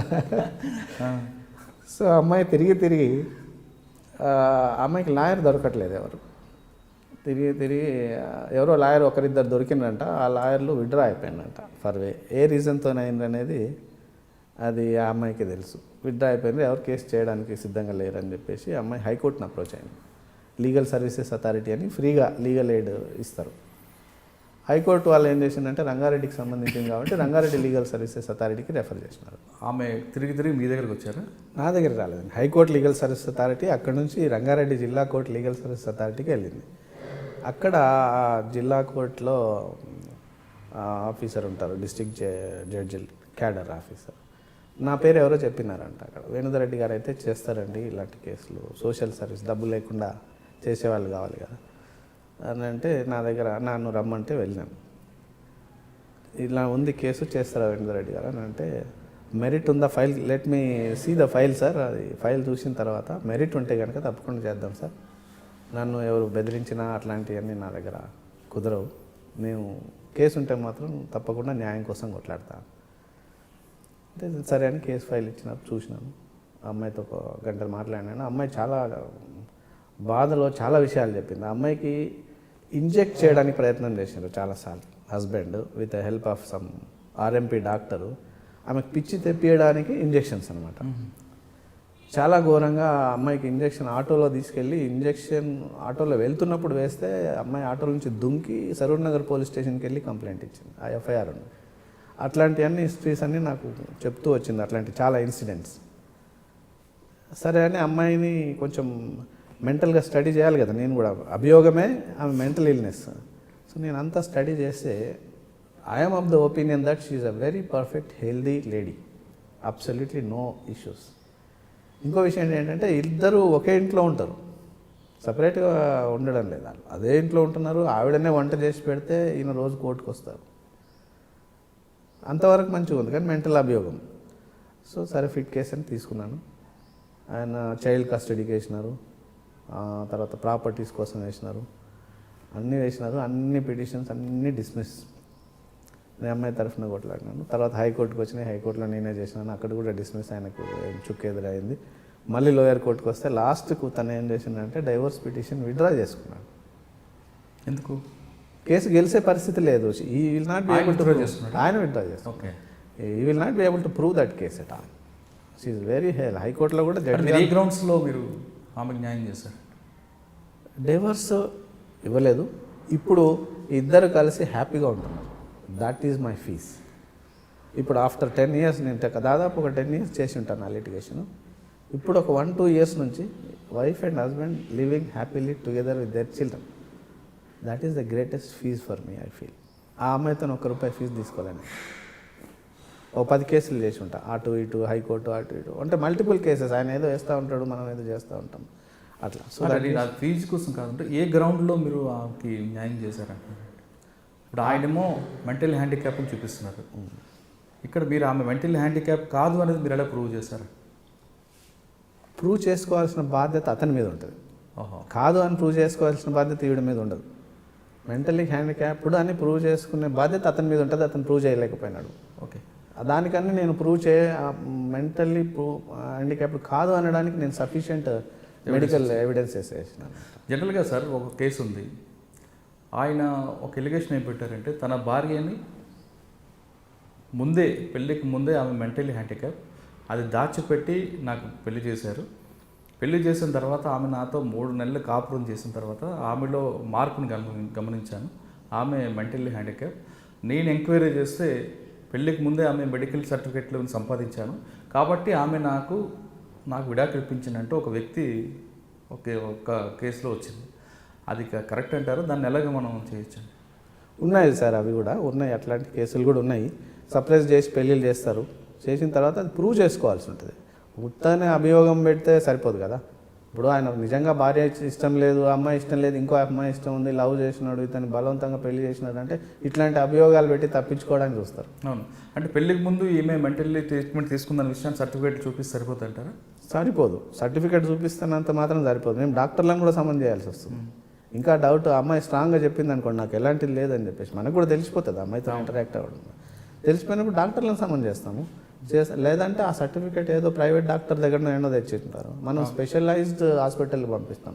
మన దగ్గర ఒకవేళ మీరు అన్నట్లుగా డాక్టర్ని తీసుకో, అంటే పెళ్ళికి ముందు ఏ డాక్టర్ దగ్గరికి వెళ్ళారో ఆ డాక్టర్ని పిలిపించి మీరు ఎగ్జామ్ చేసి చూస్తారు. అక్కడ కూడా ఆ అమ్మాయికి అన్యాయం జరిగింది, నిజం, ఎస్ ఈ అమ్మాయి నా దగ్గర మా పేషెంట్ అని చెప్పారనుకోండి, అప్పుడు ఈ వ్యక్తికి కోర్టు ఏమని ఇస్తుంది? అండి ప్రైవేట్ డాక్టర్ది అసలు, ప్రైవేట్ డాక్టర్ కదా, గవర్నమెంట్ డాక్టర్ ఇచ్చారనుకోండి, ఇంకా అనుమానం వచ్చింది అనుకోండి, ఇంకా అనుమానం అంటే ఆ అమ్మాయి తరఫున వాళ్ళకి నో షీఈ్ పర్ఫెక్ట్ అని అనుకుంటే స్పెషలైజ్ మన దగ్గర ఎర్రగడ్డ హాస్పిటల్ ఉంది, మెంటల్ అండ్ హెల్త్ హాస్పిటల్ ఎర్రగడ్డ, అక్కడికి పంపిస్తాం. లేదంటే నిమ్హాన్స్ ఉంది, national institute of mental health Bengaluru, specialized హాస్పిటల్కి పంపించి అక్కడ కూడా రివ్యూ చేపిస్తాం. మళ్ళీ ఆ రివ్యూలో కూడా ఇతను చెప్పిందే వాస్తవం తెలియదు అనుకుంటా, తప్పకుండా అది డైవోర్స్కు అవకాశం ఉందండి. ఎందుకంటే that is one of the ground, mental illness which is not curable is a ground for divorce. ఒకవేళ ఇతను అబద్ధం చెప్పాడు అనుకోండి, అమ్మాయిని దూరం చేసుకోవడానికి, అప్పుడు కోర్టు ఇతని మీద యాక్షన్ తీసుకుంటుంది? ఏం తీసుకోదండి, డిస్మిస్ అవుతుంది అంతే డైవోర్స్. ఎందుకంటే చాలా మంది భార్యను పంపడానికి ఇది ఒక రీజన్ ఎంచుకుంటున్నారు. తప్పకుండా అది జరుగుతుంది. భర్తలను పంపడానికి భార్యలు కూడా రీజన్ ఎందుకుంటున్నారు? మీరు ఒకవైపే మాట్లాడండి. భర్తలు పంపడానికి భార్యలు ఏం చేస్తుంటారు? ఇదే చెప్తుంటారండి, సేమ్ మీరు చెప్పింది, అతనికి మెంటల్ ఉంది అని చెప్తుంటారు. అటువంటి కేసులు మీ దగ్గరకు వచ్చాయా? వచ్చినాయండి, అన్ని రకరకాలు వస్తుంటాయి. బట్ ఫస్ట్ ఆఫ్ ఆల్ నేను మీరు చెప్పిన ఆ రీజన్ ఒక 10% ఉంటే లేడీస్ వైపు, కానీ ఎక్కువ మగవాళ్ళు ఇదే చేస్తుంటారు కదా. మగవాళ్ళు చేస్తుంటారండి, అదొకటే కాదు, చాలా రకరకాలుగా ఏదో ఇల్లిసిట్ కాంటాక్ట్స్ అని చెప్తుంటారు, డౌరీ హరాస్మెంట్ అని వాళ్ళు పెడుతుంటారు. సో వన్స్ వీళ్ళిద్దరి మనస్సులు ఉండొద్దు అని అనుకుంటే ఇంకా ఏ రీజనాలైనా మనకు లీగల్గా ఫిట్ అయ్యే రీజన్స్ చూపించేసి ఎవిడెన్స్ చూపించేసి డైవర్స్ తీసుకుంటారు తప్ప అది కలవడం చాలా కష్టం. కానీ నా వరకు నేనైతే చాలా వరకు 90% నా ఎఫర్ట్స్ అన్ని కలపడానికి ఫెయిల్ అయిన తర్వాత మాత్రమే నేను ఆ కేసు ముందుకు తీసుకెళ్తానండి. ఓకే, ఇంకా తర్వాత సివిల్ కేసులు తీసుకుంటే మీరు చేసిన కేసు, ఫ్యామిలీ డిస్ప్యూట్స్ కానీ పార్ట్నర్షిప్ కేసులు? సివిల్ ఎస్, ఒక పార్టిషన్ సూట్ అండి. ఆ పార్టిషన్ సూట్ కూడా లాయర్ గారిదే. నేను అపోజిట్ పార్టీ, ఆ లాయర్ గారు నాకంటే చాలా సీనియర్ లాయర్ గారు, ఆయనకు 40 years ఆఫ్ స్టాండింగ్ ఉంటుంది. వాళ్ళ అక్క ఆయన మధ్యన పార్టిషన్ దావా. దాంట్లో ఒక హైదరాబాద్లో ఆస్తి, వాళ్ళది ఎక్కడో ఆదిలాబాద్ జిల్లా హైదరాబాద్లో ఆస్తి. వాళ్ళ నాన్నగారు కన్స్ట్రక్షన్ చేస్తూ స్లాబ్స్ కొంత వర్క్ చేసి చనిపోయినారు. చనిపోయిన తర్వాత వీలునామా ఒకటి సృష్టించినారు, లాయర్ గారు కదా, వీలునామా సృష్టించి మా నాన్నగారు ఈ ఆస్తి నాకు రాసిందని చెప్పేసి ఒక ఇంజెక్షన్ దావా వేసినారు. కానీ తండ్రి రాష్ట్రంలో కూతురికి వాటా ఉంటుంది కదా. వీలునామా అండి అది, వీలునామా రాయకుండా తన సొంత ఆస్తి వీలునామా రాయకుండా చేస్తే అప్పుడు ఆల్ ద లీగల్ ఐర్స్ సక్సెసర్స్ అవుతారు. కానీ వీలునామా ఆయన సొంత ఆస్తి అని ఒకటి వీలునామా రాసి నాకు ఇచ్చేసిండు మొత్తం, నీకేం లేదని చెప్పేసి. తండ్రి వీలునామా రాస్తే కూతురికి చెల్లదంటారు? చెల్లదండి, తన ఆస్తి. ఇప్పుడు నా ఆస్తి నేను ఎవరికైనా ఇచ్చుకోవచ్చు, మా తాతల నుంచి వచ్చిన ఆస్తి కూతురికి వస్తుంది, అందరికి వస్తుంది, నా వారసులకు అందరికి వస్తుంది. అది ఒకసారి మళ్ళీ డివిజన్ అయింది అనుకోండి, ఇప్పుడు మా నాన్నగారి నుంచి నేను నా తమ్ముడు పంచుకున్నాం అనుకోండి, తండ్రి గారు తన ఆస్తిని కూతురికి కొడుకులకి రాయొచ్చు, లేదా కొడుకు పేరు రాస్తే కూతురికి అవకాశం లేదు. మురళి గారికి కూడా రాయొచ్చు, ఎవరికైనా. ఐ మీన్ టు సే ఎవరికైనా దారాదత్తం చేసుకోవచ్చు. ఆస్తి కాదు కాబట్టి ఎవరికైనా దారాదత్తం చేసుకోవచ్చు. అటువంటిప్పుడు కూతురికి హక్కు ఉంటుందంటారా? ఉండదండి, ఎవరికి క్వశ్చన్ చేసే అధికారం లేదు. నా సొంత ఆస్తిని నేను ఎవరికైనా ఇస్తే క్వశ్చన్ చేసే అధికారం నా వారసులకు లేదు. ఓకే, మరి అడ్వకేట్ గారు వీలునామా కదా, అది వీలునామా సొంత ఆస్తి. సో దాంట్లో ఫిట్ అయ్యేటట్టుగా రాసినారు ఆయన. సొంత ఆస్తి నాన్నగారిది, నాకు వీలునామా ఇచ్చినారు కాబట్టి నేనే హక్కుదారిని, అక్కకి లేదంటాడు. సరే అని అక్క గారు నా client, she's a doctor by profession. So అవన్నీ తీసుకొని వచ్చినారు. తీసుకొని వస్తే అంత స్టడీ చేస్తే ఆ కేసులో పేపర్లన్నీ వేసి వీలునామా కూడా వేయాలి కాబట్టి వేసినారు. వీలునామా నాకు తీసుకొని వస్తే నేనేం చేసినానంటే పార్టీషన్ దావా వేసినాను. వీలునామా చెల్లదు, అది బోగస్, చెల్లని వీలునామా, తయారు చేసిన వీలునామా అని చెప్పేసి అది కేసు నడిచిందండి. నడిచేటప్పుడు చాలా విషయాలు, ఆ పార్టీషన్ దావాలో వాళ్ళ నాన్నగారు రాసిన ఒక డైరీ, అంటే రోజు ఇంత ఖర్చు పెట్టినా అని వాళ్ళ నాన్నగారు రైటింగ్ కాపీ కొట్టేసి అది తెలిసిపోతుంది ఈజీగా. ఇంకు మారింది, రైటింగ్ ఎంత ప్రయత్నం చేసినా లైఫ్ ఆఫ్ ది రైటింగ్ మారిపోయింది మొత్తం. ఆ ఇంకు మారింది, అన్నీ మారినాయి, చేయలేకపోయినారు షూట్. చాలా మైక్రోగా సన్నగా రాసిండు అనమాట. దానికోసం నేను అదేంటి మన మ్యాగ్నిఫైయింగ్ గ్లాసెస్ కొనుక్కోవాల్సి వస్తుంది దాన్ని రీసెర్చ్ చేయడం కోసం. అయితే ఆ ఇల్లంతా నేనే కట్టినా అని చెప్పేసి కంప్లీట్ చేసిన, అంతా అయిపోయిందని చెప్పేసి కొన్ని బిల్స్, ఒక 100 కొద్ది బిల్స్, స్టీలు, సిమెంట్, ఆ బిల్స్ అన్నీ ప్రొడ్యూస్ చేసినారు. ఆ డైరీలో బోగస్ అన్నీ పాయింట్అవుట్ చేసినాను నేను, చేయగలిగిన. అయితే అది రిజిస్టర్డ్ వీలునామా అండి, మామూలు వీలునామా కాదు అది. లాయర్ గారు కాబట్టి బాగా బందోబస్తే చేసి రిజిస్టర్డ్ వీలునామా, రిజిస్టర్డ్ ఎట్ మంచిర్యాల. ఆ రిజిస్టర్డ్ వీలునామా డ్రాఫ్ట్ చేసింది ఒక సీనియర్ లాయరు, దాంట్లో సంతకం విట్నెస్గా పెట్టింది ఇంకో సీనియర్ లాయర్. మొత్తం టీం అనమాట. సో అంతా experts, total experts created documents. దాన్ని నేను పాయింట్అవుట్ చేయాలి, నేను చిన్న లాయర్ అప్పట్లో. సరే అని చెప్పేసి అది బాగా చూస్తే ఆ బిల్స్ పైన టాటా, ఫస్ట్లో మనకు హైదరాబాద్లో వచ్చినప్పుడు టాటా నంబర్ ఉండే, టాటా ఫోన్స్ ఇన్స్టాల్ చేసి 63తో స్టార్ట్ అయింది అన్నీ ఇన్స్టాల్ చేసేది. ఈయన ఇల్లు కట్టిన అది ఆ టాటా మొబైల్ వచ్చిన దానికంటే ఒక 7 సంవత్సరాల ముందు. అప్పుడు ఈ బిల్స్ ప్రొడ్యూస్ చేసిండు అనమాట. అక్కడ దొరికాడు. అయితే ఆ ఫోన్ నెంబర్ చూడగానే నాకు డౌట్ వచ్చింది. నేను కోర్టులో పిటిషన్ వేసి టాటా జనరల్ మేనేజర్ను సమన్స్ చేసి ఈ ఫోన్ ఎక్కడ ఇన్స్టాల్ చేసిండ్రు, ఏ తేదీలో ఇన్స్టాల్ చేసిండ్రు అని చెప్పేసి మొత్తం ఎగ్జామిన్ చేసేస్తే ఆ టైంకు మాకు హైదరాబాద్లో నెట్వర్కే లేదండి. తర్వాత వచ్చింది, నేను చెప్పడం జరిగింది. ఆ బిల్స్ అన్నీ బోగస్ అయినాయి. ఆ బిల్స్ లక్షలు క్రియేట్ చేసింది అనమాట. అంటే ఈ knows very well that in case I failed in the case, కనీసం నేను పెట్టిన డబ్బులన్నీ వస్తాయి కాబట్టి ఇది ఎంత ఎక్కువ క్రియేట్ చేస్తే అంత బెనిఫిట్ అవుతుంది నాకు అనేది వాళ్ళ ఉద్దేశం. సో అది పట్టుకున్న తర్వాత ఇవన్నీ ఆ స్టీలు సామాన్ అన్ని బిల్స్ అన్నీ ఎగిరిపోయినాయి. అప్పుడే 20 లక్షలు ఎంతో పోయినాయి. అంటే రావు కదా, ఫేక్ అని వెళ్ళిపోయినాయి. రిజిస్టర్ వీలునామా ఎట్లా ప్రూవ్ చేయాలి మరి? రిజిస్టర్డ్ కదా, రిజిస్టర్ ఆఫీస్లో రిజిస్ట్రేషన్ చేసిన వీలునామా, అది బోగస్ అని ప్రూవ్ చేయడం అంటే చాలా కష్టం. అది దాన్ని మైక్రో స్క్రూటినీ చేస్తే ఆ విట్నెస్లు ఏ టైంలో సంతకం చేసినారు, మీరు ఏదైనా రిజిస్టర్డ్ డాక్యుమెంట్ తీసి చూసినట్టయితే దాని వెనకాల ఉంటుంది అనమాట. ఈ తేదీన ఈ టైం నుంచి ఈ టైంలో నా దగ్గర ప్రజెంట్ చేసిండ్రు డాక్యుమెంట్, ఈ టైంలో సంతకం అయిందని.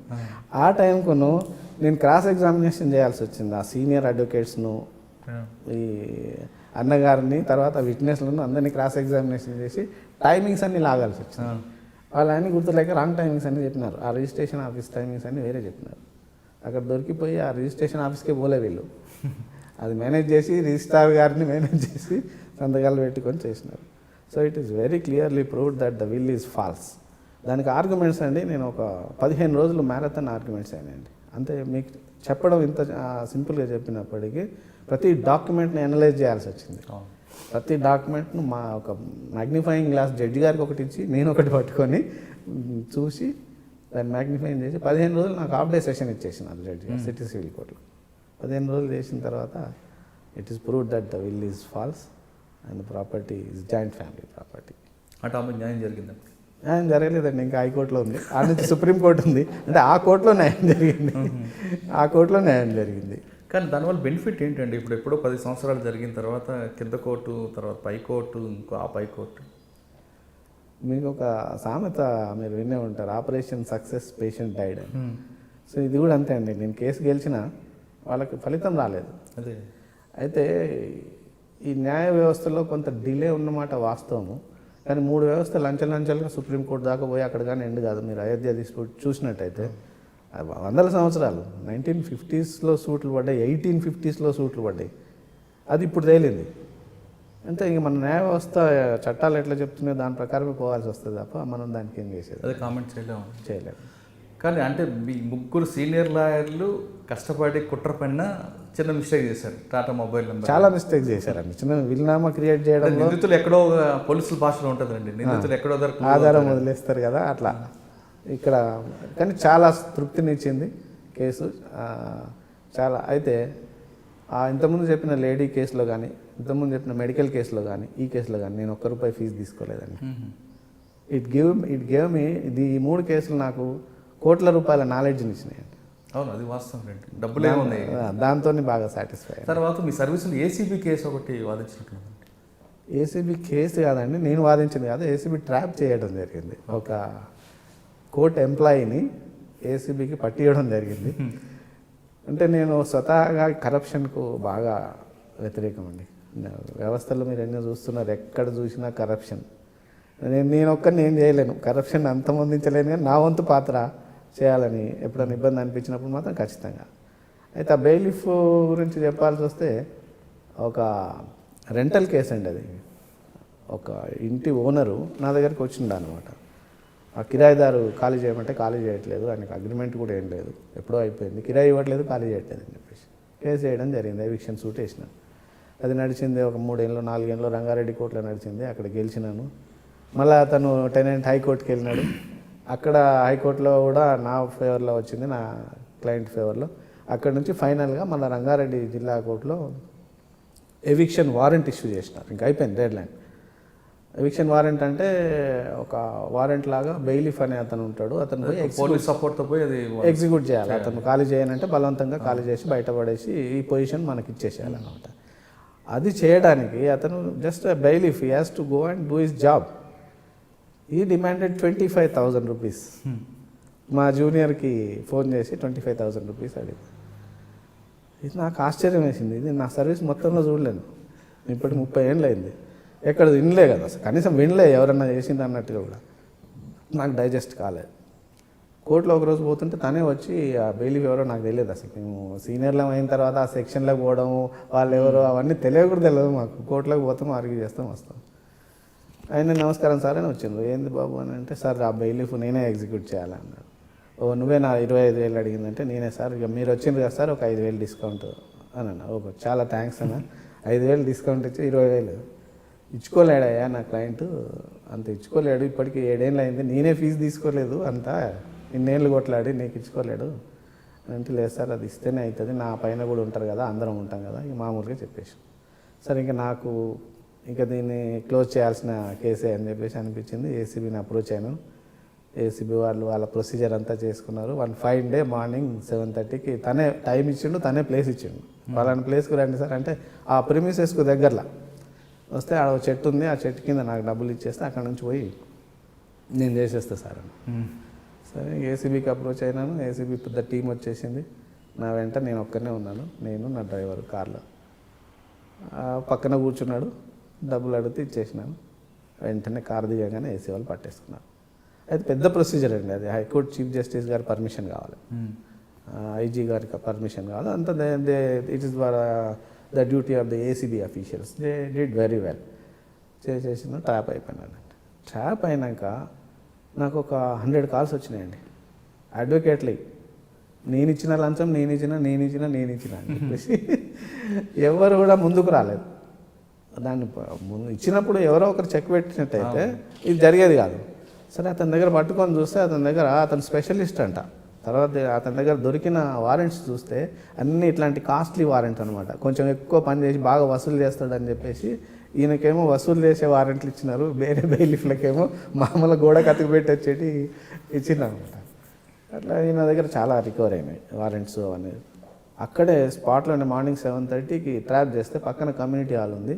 12 గంటలు పోలీసు వాళ్ళు ఇన్వెస్టిగేషన్ కంప్లీట్ చేసేసిండు. అక్కడ ఏసీబీ వాళ్ళు మొత్తం స్టేట్మెంట్స్ రికార్డ్ చేయడం అంతా కంప్లీట్ చేసేసి రిమైండ్ చేసేసిండు. కరెక్ట్గా మొన్న 13/11/2019 he was removed from services. ఏసీబీలో కేసు నడుస్తుంది. అక్కడ మళ్ళీ నేను వెళ్ళి ఎవిడెన్స్ ఇవ్వాలి. అది అక్కడ కన్విక్షన్ చెప్తున్న క్లయింట్కి దాదాపు 7 సంవత్సరాలు తిరిగిన తర్వాత కోర్టు నుంచి రిలీఫ్ వచ్చింది. అవును ఇది ఆ ఇల్లు ఖాళీ చేయడం. అవును జనరల్గా సార్ ఒక ఇంటి ఖాళీ చేయడం, ఒక షాపులు ఖాళీ చేయడానికి వాళ్ళ డిమాండ్లు భయంకర డిమాండ్లు ఉంటున్నాయి. అవును. మరి దాని పరిష్కారం ఏంటండి? ఇప్పుడు ఒక ఇల్లు తీసుకుంటారు, ఆ ఇల్లు ఖాళీ చేయడానికి వాళ్ళకి మళ్ళీ గుడ్ విల్ కింద డబ్బులు అడుగుతున్నారు. సరే అడిగేది ఒక పద్ధతిగా రిక్వెస్ట్లో అడిగితే వేరేగా ఉంటుంది, కానీ డిమాండ్ ఎక్కువ అవుతుంది. అవును. మరి వాళ్ళకి పరిష్కారం పోలీస్ స్టేషన్కి పోతే సివిల్ మ్యాటర్ అంటారు, కోర్టుకు వెళ్తే మీరు చెప్తున్నట్టుగా 7 సంవత్సరాలు పడుతుంది. వాళ్ళు థర్డ్ పార్టీకి రౌడీకో పైలమనకో అప్రూవ్ చేసి అది మళ్ళీ తిరిగి వీళ్ళ మీద కేసు అవుతుంది. మరి అటువంటి సామాన్య మధ్యతరగతికి ఏం జరుగుతుందండి? సామాన్య మధ్యతరగతి వాళ్ళు ఇల్లు కిరాయికి ఇవ్వడం చాలా తక్కువ అండి. మంచిగా పెద్ద బిల్డింగ్ చాలా చిన్న వాళ్ళు కూడా ఇల్లు అద్దెకిచ్చిన వాళ్ళు కనిపిస్తుంటారండి. వాళ్ళు ఇల్లు ఖాళీ చేయమంటే ఆ ఇంట్లో దిగిన వాళ్ళు ఖాళీ చేయాలంటే డబ్బులు అడుగుతున్నారు. ఆ ఇల్లు అమ్మి పిల్లలకి పెళ్లి చేయాలని కొంతమంది భావిస్తారు, లేదా ఆ ఇల్లు కోలు కొట్టి ఒక షాప్ కడుతుంటా ఉంటే ఆ షాప్లో ఇంకో షాప్ కావాలని అడుగుతుంటారు. ఎక్కువ బాగా రియల్ ఎస్టేట్ వచ్చి మన కమర్షియల్ ఏరియాలో ఎక్కువ కనిపిస్తుంటారు.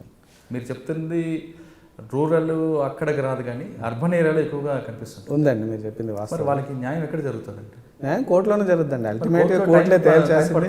తప్పకుండా కోర్టులోనే జరుగుతుంది. పైల్వాన్ల దగ్గర జరగదు, పోలీస్ స్టేషన్లో జరగదు న్యాయం అనేది. కరెక్టే, కానీ మన టైం పడుతుంది కదా, ఈలోగా ఆయన చితికిపోతాడు కదా ఆర్థికంగా. కొన్ని టైం ప్రాసెస్ అయితే మాత్రం ప్రతి సిటిజన్కి కూడా ఒక హైరార్కీ ఆఫ్ కోర్ట్స్ ఉన్నాయండి. ఈ కోర్టులో న్యాయం జరగకపోతే ఇంకో కోర్టులో న్యాయం జరుగుతుంది. అట్లా హైరార్కీ ఆఫ్ కోర్ట్స్ ఉన్నాయి. Every citizen have right to appeal. So పోతారు. దాన్ని మనం టైం టేకింగ్ కానీ అంటే మనం ఆ సిస్టమ్ని అవాయిడ్ చేయలేం. That is the supreme system in the country. Judiciary అనేది supreme monitoring system. If anybody violates any law, it is the judiciary who safeguards ఇట్. కానీ ఒక టెనెంట్కి రక్షణ ఏముంటుంది? ఇల్లు ఖాళీ చేయాలంటే ఆయనకి ఎలాంటి ముందు జాగ్రత్తలు తీసుకోవాలంటే 3 సంవత్సరాలు దాటిన తర్వాత ఇల్లు నాదేని అంటాడు ఆయన, లేదా షాప్ నాది అంటాడు. అయితే మనం మామూలుగా ఇంటి ఓనర్ సాధారణ ఒక వ్యక్తి, మీరు సీనియర్ అడ్వకేట్గా క్వశ్చన్ అడుగుతున్నా, సాధారణ వ్యక్తి ఒక షాపు అద్దెకి ఇచ్చాడు, ఆ షాపుని ఖాళీ చేయాలని అనుకుంటే అతనికి ఎలాంటి హక్కులు ఉంటాయి? మొట్టమొదలు ఏంటంటే సార్, ఇది రెంటల్ అగ్రిమెంట్స్ రాసుకోరండి వీళ్ళు. మామూలుగా వచ్చినప్పుడు మంచిగా ఉంటాయి, సామరస్యంగా ఉంటాయి, సంబంధాలు బాగుంటాయి కాబట్టి ఇచ్చేస్తారు, మాట్లాడుకుంటారు. నేను 2 ఏళ్ళు కాగానే ఖాళీ చేస్తా అంటాడు ఆయన, అంత బాగుంటుంది. తర్వాత ఇబ్బంది పెట్టినప్పుడు ఆ డాక్యుమెంట్ లేకపోవడం వల్ల కోర్టులలో ఇంకా చాలా డిలే అయ్యే పరిస్థితి ఉంటుంది, నెగిటివ్ అయ్యే పరిస్థితి ఉంటుంది. అగ్రిమెంట్ అనేది కంపల్సరీ రాసుకోవాలండి. ఫస్ట్ సేఫ్ గార్డ్స్ అంటే రెంటల్ అగ్రిమెంట్ రాసుకోవాలి. 1 ఇయరా 2 ఇయర్సా, రెంట్ ఎంత అన్నీ రాసుకోవాలి. అది రాసుకోరు ఎందుకంటే దాని మీద స్టాంప్ డ్యూటీ కట్టాలి. రాసుకుంటే రిజిస్ట్రేషన్ చేస్తే దాని మీద స్టాంప్ డ్యూటీ కట్టాలి. ఆ స్టాంప్ డ్యూటీకి భయపడి వీళ్ళు రాసుకోవడం మానేస్తారు. అది మనకి ఇబ్బంది అవుతుంది. ఆయన వచ్చి ఏం చేస్తాడు, నేను ఎప్పటి నుంచో ఉంటున్నా, నేను 10,000 రెంట్ కడుతున్నా, నేను 20,000 రెంట్ కడుతున్నా అంటాడు. ఏది అంతా ఓరల్గా ఉంటుంది. ఈయన నేను రెంట్కే ఇవ్వలేదు అంటాడు. సో ఏ దానికి ఓరల్ ఎవిడెన్స్ ఉండదు. మన చట్టాలు ఏం చెప్తాయంటే any trespasser also cannot be evicted without following due process of law. ఎవరైనా వచ్చి ఉంటే మీరు డ్యూ ప్రాసెస్ ఫాలో కాండి, కానీ మీరు గల్లబట్టి బయటకు వేస్తా, సామాన్ బయటకు వేస్తా అంటే కుదరదు. చట్టాన్ని కుదరదు. కాబట్టి డ్యూ ప్రాసెస్ ఆఫ్ లా. అతను ఇంట్లోకి వస్తానికి మాత్రం డ్యూ ప్రాసెస్ ఏం లేదండి, వచ్చి కూర్చోవచ్చు. చట్టం అట్లా ఉంటుంది మనం. కానీ ఇదే చట్టంలో 447 మీరు చెప్తున్నాను ట్రెస్ పాస్కి. ఆ ట్రెస్ పాస్ మళ్ళీ అది మీరు బై ఫోర్స్ వస్తే ట్రెస్ పాస్ వేసుకోవచ్చు. అవును, కానీ 448లో ఇంకో సెక్షన్ చెప్తుంది కదండి, మీరు అన్నట్లు లోపలికి లీగల్గా వచ్చినా ఆ టైం అయిపోయిన తర్వాత ఇల్లీగల్ అవుతుంది కదా. అవునండి, టెనెంట్ ఎట్ సఫరెన్స్ అంటాము. వీళ్ళు పర్మిషబుల్ మనకు లీజ్ పీరియడ్ ఉన్నంత కాలం వాళ్ళు ఉంటే వాడు లీగల్గా టెనెంట్. అవును, అది అయిపోయిన తర్వాత is no more tenant. Lease period అయిపోతుంది, అప్పుడు ఖాళీ చేయొచ్చు కదా. మీరు లీజ్ పీరియడ్ అయిపోయిందా కాలేదా అనేది డాక్యుమెంట్ చెప్తుంది. ఆ డాక్యుమెంటే లేదు మీ దగ్గర. డాక్యుమెంట్ లేనప్పుడు అది కష్టం. డాక్యుమెంట్ ఉన్నప్పుడు లీజ్ పీరియడ్ కాగానే మనం నోటీస్ ఇవ్వాలండి. అది మ్యాండేటరీ నోటీస్ ఉంటుంది. అంటే ఇల్లు ఖాళీ చేయని లీజ్ పీరియడ్ అయిపోతుందని చెప్పేసి వాళ్ళు రాసుకుంటారు. 30 days నోటీసా, 60 days నోటీసా. జనరల్గా లీజ్ అగ్రిమెంట్లో ఏముంటుందంటే ఎవరు ఖాళీ చేయాలనుకున్నా ఒక 60 రోజుల నోటీసో 30 రోజుల నోటీస్ బిఫోర్ ఇచ్చేసి ఖాళీ చేయొచ్చు అని చెప్పేసి అగ్రిమెంట్ ఉంటుంది. So as per the terms of the agreement మీరు నోటీస్ ఇచ్చిన తర్వాత కూడా ఖాళీ చేయకపోతే వెంటనే కోర్టుకు వెళ్ళి ఎవిక్షన్ సూట్ వేసుకోవాలి. ఎవిక్షన్ సూట్లో కూడా ఏముందంటే అడ్మిటెడ్ రెంట్ పే చేయాలి. అతను రెంట్ పే చేయకుండా వీళ్ళు ఖాళీ చేయరు, ఆ ఇబ్బంది కూడా పెడతారు, రెంట్ కూడా పే చేయరు. సో డిఫెన్స్ ఉండదన్నమాట టెనెంట్కి. Unless he pays the rent, admitted rent in to the court, at least డిఫెన్స్కి అవకాశం ఇవ్వదు కోర్టు. అంటే ఇదంతా జరగాలంటే అగ్రిమెంట్ ఉండాలి, స్టాంప్ డ్యూటీ అగ్రిమెంట్ ఉండాలి. అప్పుడు 5 లక్షలు అండి, 5,000 రెంట్, 5 లక్షలు అడ్వాన్స్ తీసుకుంటారు. 5 లక్షల మీద 5,000 మీద అంటే యాన్యువల్ రెంట్ మీద పడుతుంది అనమాట. 12,500 60,000 ప్లస్ 5 లక్షల మీద స్టాంప్ డ్యూటీ కట్టాలి. అక్కడ మనం చిక్కుకుంటామని అంత ఓవరాల్గా నడుస్తుంది. ఓవరాల్గా నడుస్తుంది. ఓవరాల్ నడిచేటప్పటికి డాక్యుమెంట్ ఉండదు, ఎవిక్షన్కు టైం ఉండదు, మీకు నోటీస్కు టైం ఉండదు. అంటే డాక్యుమెంట్లో ఉంటే మాత్రం పర్ఫెక్ట్గా ఒక రోజు ఎండ్ అవుతుంది టెనెన్సీ అంటే దానికంటే 30 డేసా 60 డేసా ముందు నోటీస్ ఇష్యూ చేస్తాం. లాయర్ దగ్గర పోతే ఫీజు అవుతుంది, నోటీస్ ఫీజు అక్కడ పోరు. కోర్టుకు పోతే ఫీజు అవుతుంది, పోరు. పోలీస్ స్టేషన్ పైల్వాన్ దగ్గరికి పోతారు, అక్కడ ఇంకో క్రిమినల్ కేసు అవుతుంది. ఎవిక్షన్ రాదు. ఎవరైనా ఇల్లు ఖాళీ చేయించాలన్నా షాపు ఖాళీ చేయాలి, లీగల్గా కరెక్ట్గా ఉంటే ప్రాబ్లం ఉండదంట. లీగల్గా కరెక్ట్ ఉంటే తప్పకుండా ఎవిక్షన్ అవుతుంది. అవతల సైడ్ పార్టీ నెక్స్ట్ స్టేజ్కి లిటిగేషన్ తీసుకువెళ్ళాలనుకుంటే తప్ప ఫస్ట్ స్టేజ్లోనే క్లోజ్ అయ్యే అవకాశం ఉంటుంది. అన్యాయంగా డిమాండ్లు మాత్రం చాలా ఘోరంగా ఉంటాయండి. షాపులు ఖాళీ చేయాలంటే 2 షాపులు వాళ్ళకి ఇవ్వాలంటారు. ఇచ్చే అవసరం లేదండి, ఎవరికి ఇచ్చే అవసరం లేదు, రూపాయి ఇచ్చే అవసరం లేదు. As per the terms of the agreement వాళ్ళని ఎవిక్ట్ చేయాలంతే. తర్వాత ఇప్పుడు మీరు చెప్తున్నట్లుగా అగ్రిమెంట్ లేని ఒక పార్టీ ఉందనుకోండి, మీరు ఒక ఇల్లు ఒకరికి ఇచ్చారు, ఆ ఇల్లు ఖాళీ చేయట్లేదు, మీరు అన్నట్లుగా ముందుగానే అగ్రిమెంట్ చేయించుకుంటే ఆ అగ్రిమెంట్ పీరియడ్ అయిపోయిన తర్వాత నోటీస్ ఇచ్చి ఆ ప్రొసీజర్ అనేది జరిగితే వానికి ఎవిక్షన్ వస్తుంది. అవును. ఏమీ లేకుండా ఒక ఫ్రెండ్షిప్లో A and B తీసుకున్నారు. ఫ్రెండ్షిప్లో A and B టైం అయిపోయింది, ఈ B ఖాళీ చేయమంటే ఖాళీ చేయనంటాడు. మరి అటువంటి వ్యక్తులకి ఏం చేయాలంటే అదే సేమ్ ఎవిక్షన్ సూటే వేసుకోవాలండి. అతను అంటాడు నేను ఓరల్ టెనెన్సీ అంటాడు. ఓరల్ టెనెన్సీ ఆయన యాక్సెప్ట్ చేయాల్సిందే కదా. ఆయన సమ్మతం లేకుండా అయితే ఆయన ఇంట్లో ఈయన ఉండడు కదా. ఓరల్ టెనెన్సీ ఉంటుంది అట్లాగా, దాన్ని కూడా యాక్సెప్ట్ చేస్తారు. The fact is that is residing there, you are not suppose to evict him without following the due process of law. అది చట్టం చెప్తుంది. సేమ్ నోటీస్ ఇచ్చేసి ఎవిక్షన్ సూట్ వేసుకోవాలి. ఎటువంటి అగ్రిమెంట్ లేకపోయినా పేపర్ మీద ఏం లేకపోయినా కూడా నోటీస్ ఇచ్చేసి, because being the owner of the house you are entitle to occupy the same. కానీ కొంతమంది నేను అదే బిజినెస్ చేసుకుంటూ నా ఫ్యామిలీ బతుకుతుంది, ఆ షాపు కానీ ఆ ఇల్లు కానీ ఖాళీ చేస్తే నా కుటుంబం రోడ్డున పడుతుంది, నేను ఆర్థికంగా చెదిగిపోతాను కాబట్టి నాకు గుడ్ విల్ ఇవ్వాలని అడుగుతుంటాడు. అది లేదండి, చట్టంలో పోయి కోర్టులో పోయి అడగలేడు. అట్లా కోర్టులో పోయి అడగలేడు. అవునా? బయట అడగడం మాత్రం, కోర్టులో అడగడం. అంటే నా కుటుంబానికి వేరే ఆధారం లేదు కాబట్టి చూసుకోవాలండి, ఎవరి ఆధారం వాళ్ళు చూసుకోవాలి. కానీ ఇంటి ఓనర్ వచ్చి మీ ఆధారం చూపించలేడు కదా. ఓకే, ఇక మనం ల్యాండ్ విషయాలకు వద్దాం సార్. ఎక్కువగా భూ శివార్లో భూ తగాదాలు ఎందుకు జరుగుతుంటాయండి? అంటే ఒక ఇల్లు, ఒక ఫ్లాట్ ఒకరికి అమ్ముతారు, ఒక భూమి ఒకరికి అమ్ముతారు, తర్వాత కొంతకాలం తర్వాత ఆ ఇల్లు కడుతున్నప్పుడు ఆ భూ యజమాని నాదేని ఒక ఆయన వస్తాడు. ఈ ప్రహరీలు గోడలు ఏంటి సార్ ఈ ప్రాబ్లమ్స్ ఎక్కువగా? దాన్ని ఆ ఇష్యూ మీద తహసీల్దార్ మీద అటాక్లు అవ్వడం అంత స్థాయి వరకు వస్తుంది. బేసిక్ ఏంటంటే లీగల్ అవేర్నెస్ అండి. జనరల్ పబ్లిక్ లీగల్ అవేర్నెస్ లేదు. డబ్బు చిన్న వాటికి డబ్బు ఖర్చు పెడతానికి అంటే లీగల్ ఒపీనియన్కి కూడా డబ్బులు ఖర్చు పెడతానికి ఇష్టపడరు. లీగల్ అవేర్నెస్ క్యాంప్స్ మనకు చాలా కండక్ట్ చేస్తున్నారు. దానికి ఒక సపరేట్ వింగ్ ఉంది, లీగల్ సర్వీసెస్ అథారిటీ అని. ప్రతి జిల్లాలో ఉంటుంది, ప్రతి మండలంలో ఉంది. వాళ్ళు క్యాంప్స్ కండక్ట్ చేస్తూనే ఉంటారు. ఈ పబ్లిక్ వెళ్ళి ఆ క్యాంప్స్ అటెండ్ అయ్యి లీగల్ అవేర్నెస్ తీసుకోవడం ఒకటే అండి. అక్కడ చాలా అవేర్నెస్ వస్తుంది. అంటే ఈ ట్రాన్సాక్షన్స్ అన్నీ, లిటిగేషన్స్ అన్నీ అవాయిడ్ చేయడానికి మనకు బేసిక్గా నాలెడ్జ్ వస్తుంది. ఇక లీగల్ ఈ సివిల్ డిస్ప్యూట్స్ ఎందుకు వస్తున్నాయి అని అంటే because of hike in the land price అండి. Mostly because of hike. అది 10,000 రూపాయలు ఎకరం ఉన్నప్పుడు డిస్ప్యూట్ ఉండదండి. పోతుంది ఒక 6 ఎకరం ఎవరైనా కబ్జా పెడతారని ఊరుకుంటారు. 1,00,000 రూపాయల ఎకరం ఉన్నప్పుడు అది 1 కోటి రూపాయల ఎకరం అయింది అనుకోండి, అప్పుడు 1 feet of land is also very important, costly అవుతుంది. అందువల్ల అప్పుడు లిటిగేషన్ స్కోపు మనం కుటుంబం నుంచి తీసుకుంటే జాయింట్ ఫ్యామిలీ ఉంటుందండి. ఎవరో ఆడపిల్లలు పెళ్ళిళ్ళు అయిపోతాయి, అందరూ అయిపోతాయి, నాన్నలు అమ్మేస్తారు. అమ్మేసిన తర్వాత వాళ్ళ కొడుకులో వాళ్ళ మనవన్లో వచ్చేసి ఇది మా తాతగారు వస్తే అప్పుడు అమ్మిందని చెప్పేసి అక్కడ అన్ని ప్లాటింగ్ అయి ఉంటుంది. వాళ్ళని బీకేస్తారు, మళ్ళీ దున్నడం మొదలు పెడతారు. అదొక ఎందుకంటే ల్యాండ్ వాల్యూ హైక్ అయిపోయింది. మా తాతగారు 1,00,000 రూపాయలకు అమ్మిండి, ఇప్పుడు 2 కోట్లు అయింది. అది మా తాత మాకు తెలియకుండా అమ్మాడు అంటారు. అంతే, తెలియకుండా అమ్మిండు, ఆయనకు అక్కే లేదు అని వీళ్ళు వస్తలేదు, లేదా మా తాత పిన్నమ్మకి ఇంకో రకరకాల భార్య. ఈ పెళ్ళిళ్ళైన ఆడపిల్లలు కూడా మాకు భాగం లేదని వాళ్ళు ఒక పార్టీషన్ దావా వేస్తారు, మనవన్లో ఒక పార్టీషన్ దావా వేస్తారు, కొడుకులు ఒక పార్టీషన్ దావా వేస్తారు. ఇట్లా రకరకాల దావాలు ఫ్యామిలీలోనే జరుగుతున్నాయండి. అక్కడ నుంచి స్టార్ట్ అవుతుంది. ఇక బయటకు వచ్చేటప్పటికి అగ్రిమెంట్ ఆఫ్ సేల్ అని రాసుకుంటారు. ఇప్పుడు అంతా మీడియేటర్సే బూస్ట్ చేసేది ప్రైస్. కానీ లిటిగేషన్ క్రియేటర్స్ కూడా బేసిక్గా మీడియేటర్స్ పాత్ర చాలా ఉంటుంది. వాళ్ళని బ్లేమ్ చేయలేము. కొనేవాళ్ళు కూడా సరిగా డాక్యుమెంట్ చూసుకుంటే అవుతుంది, ప్రాబ్లం ఉండదు.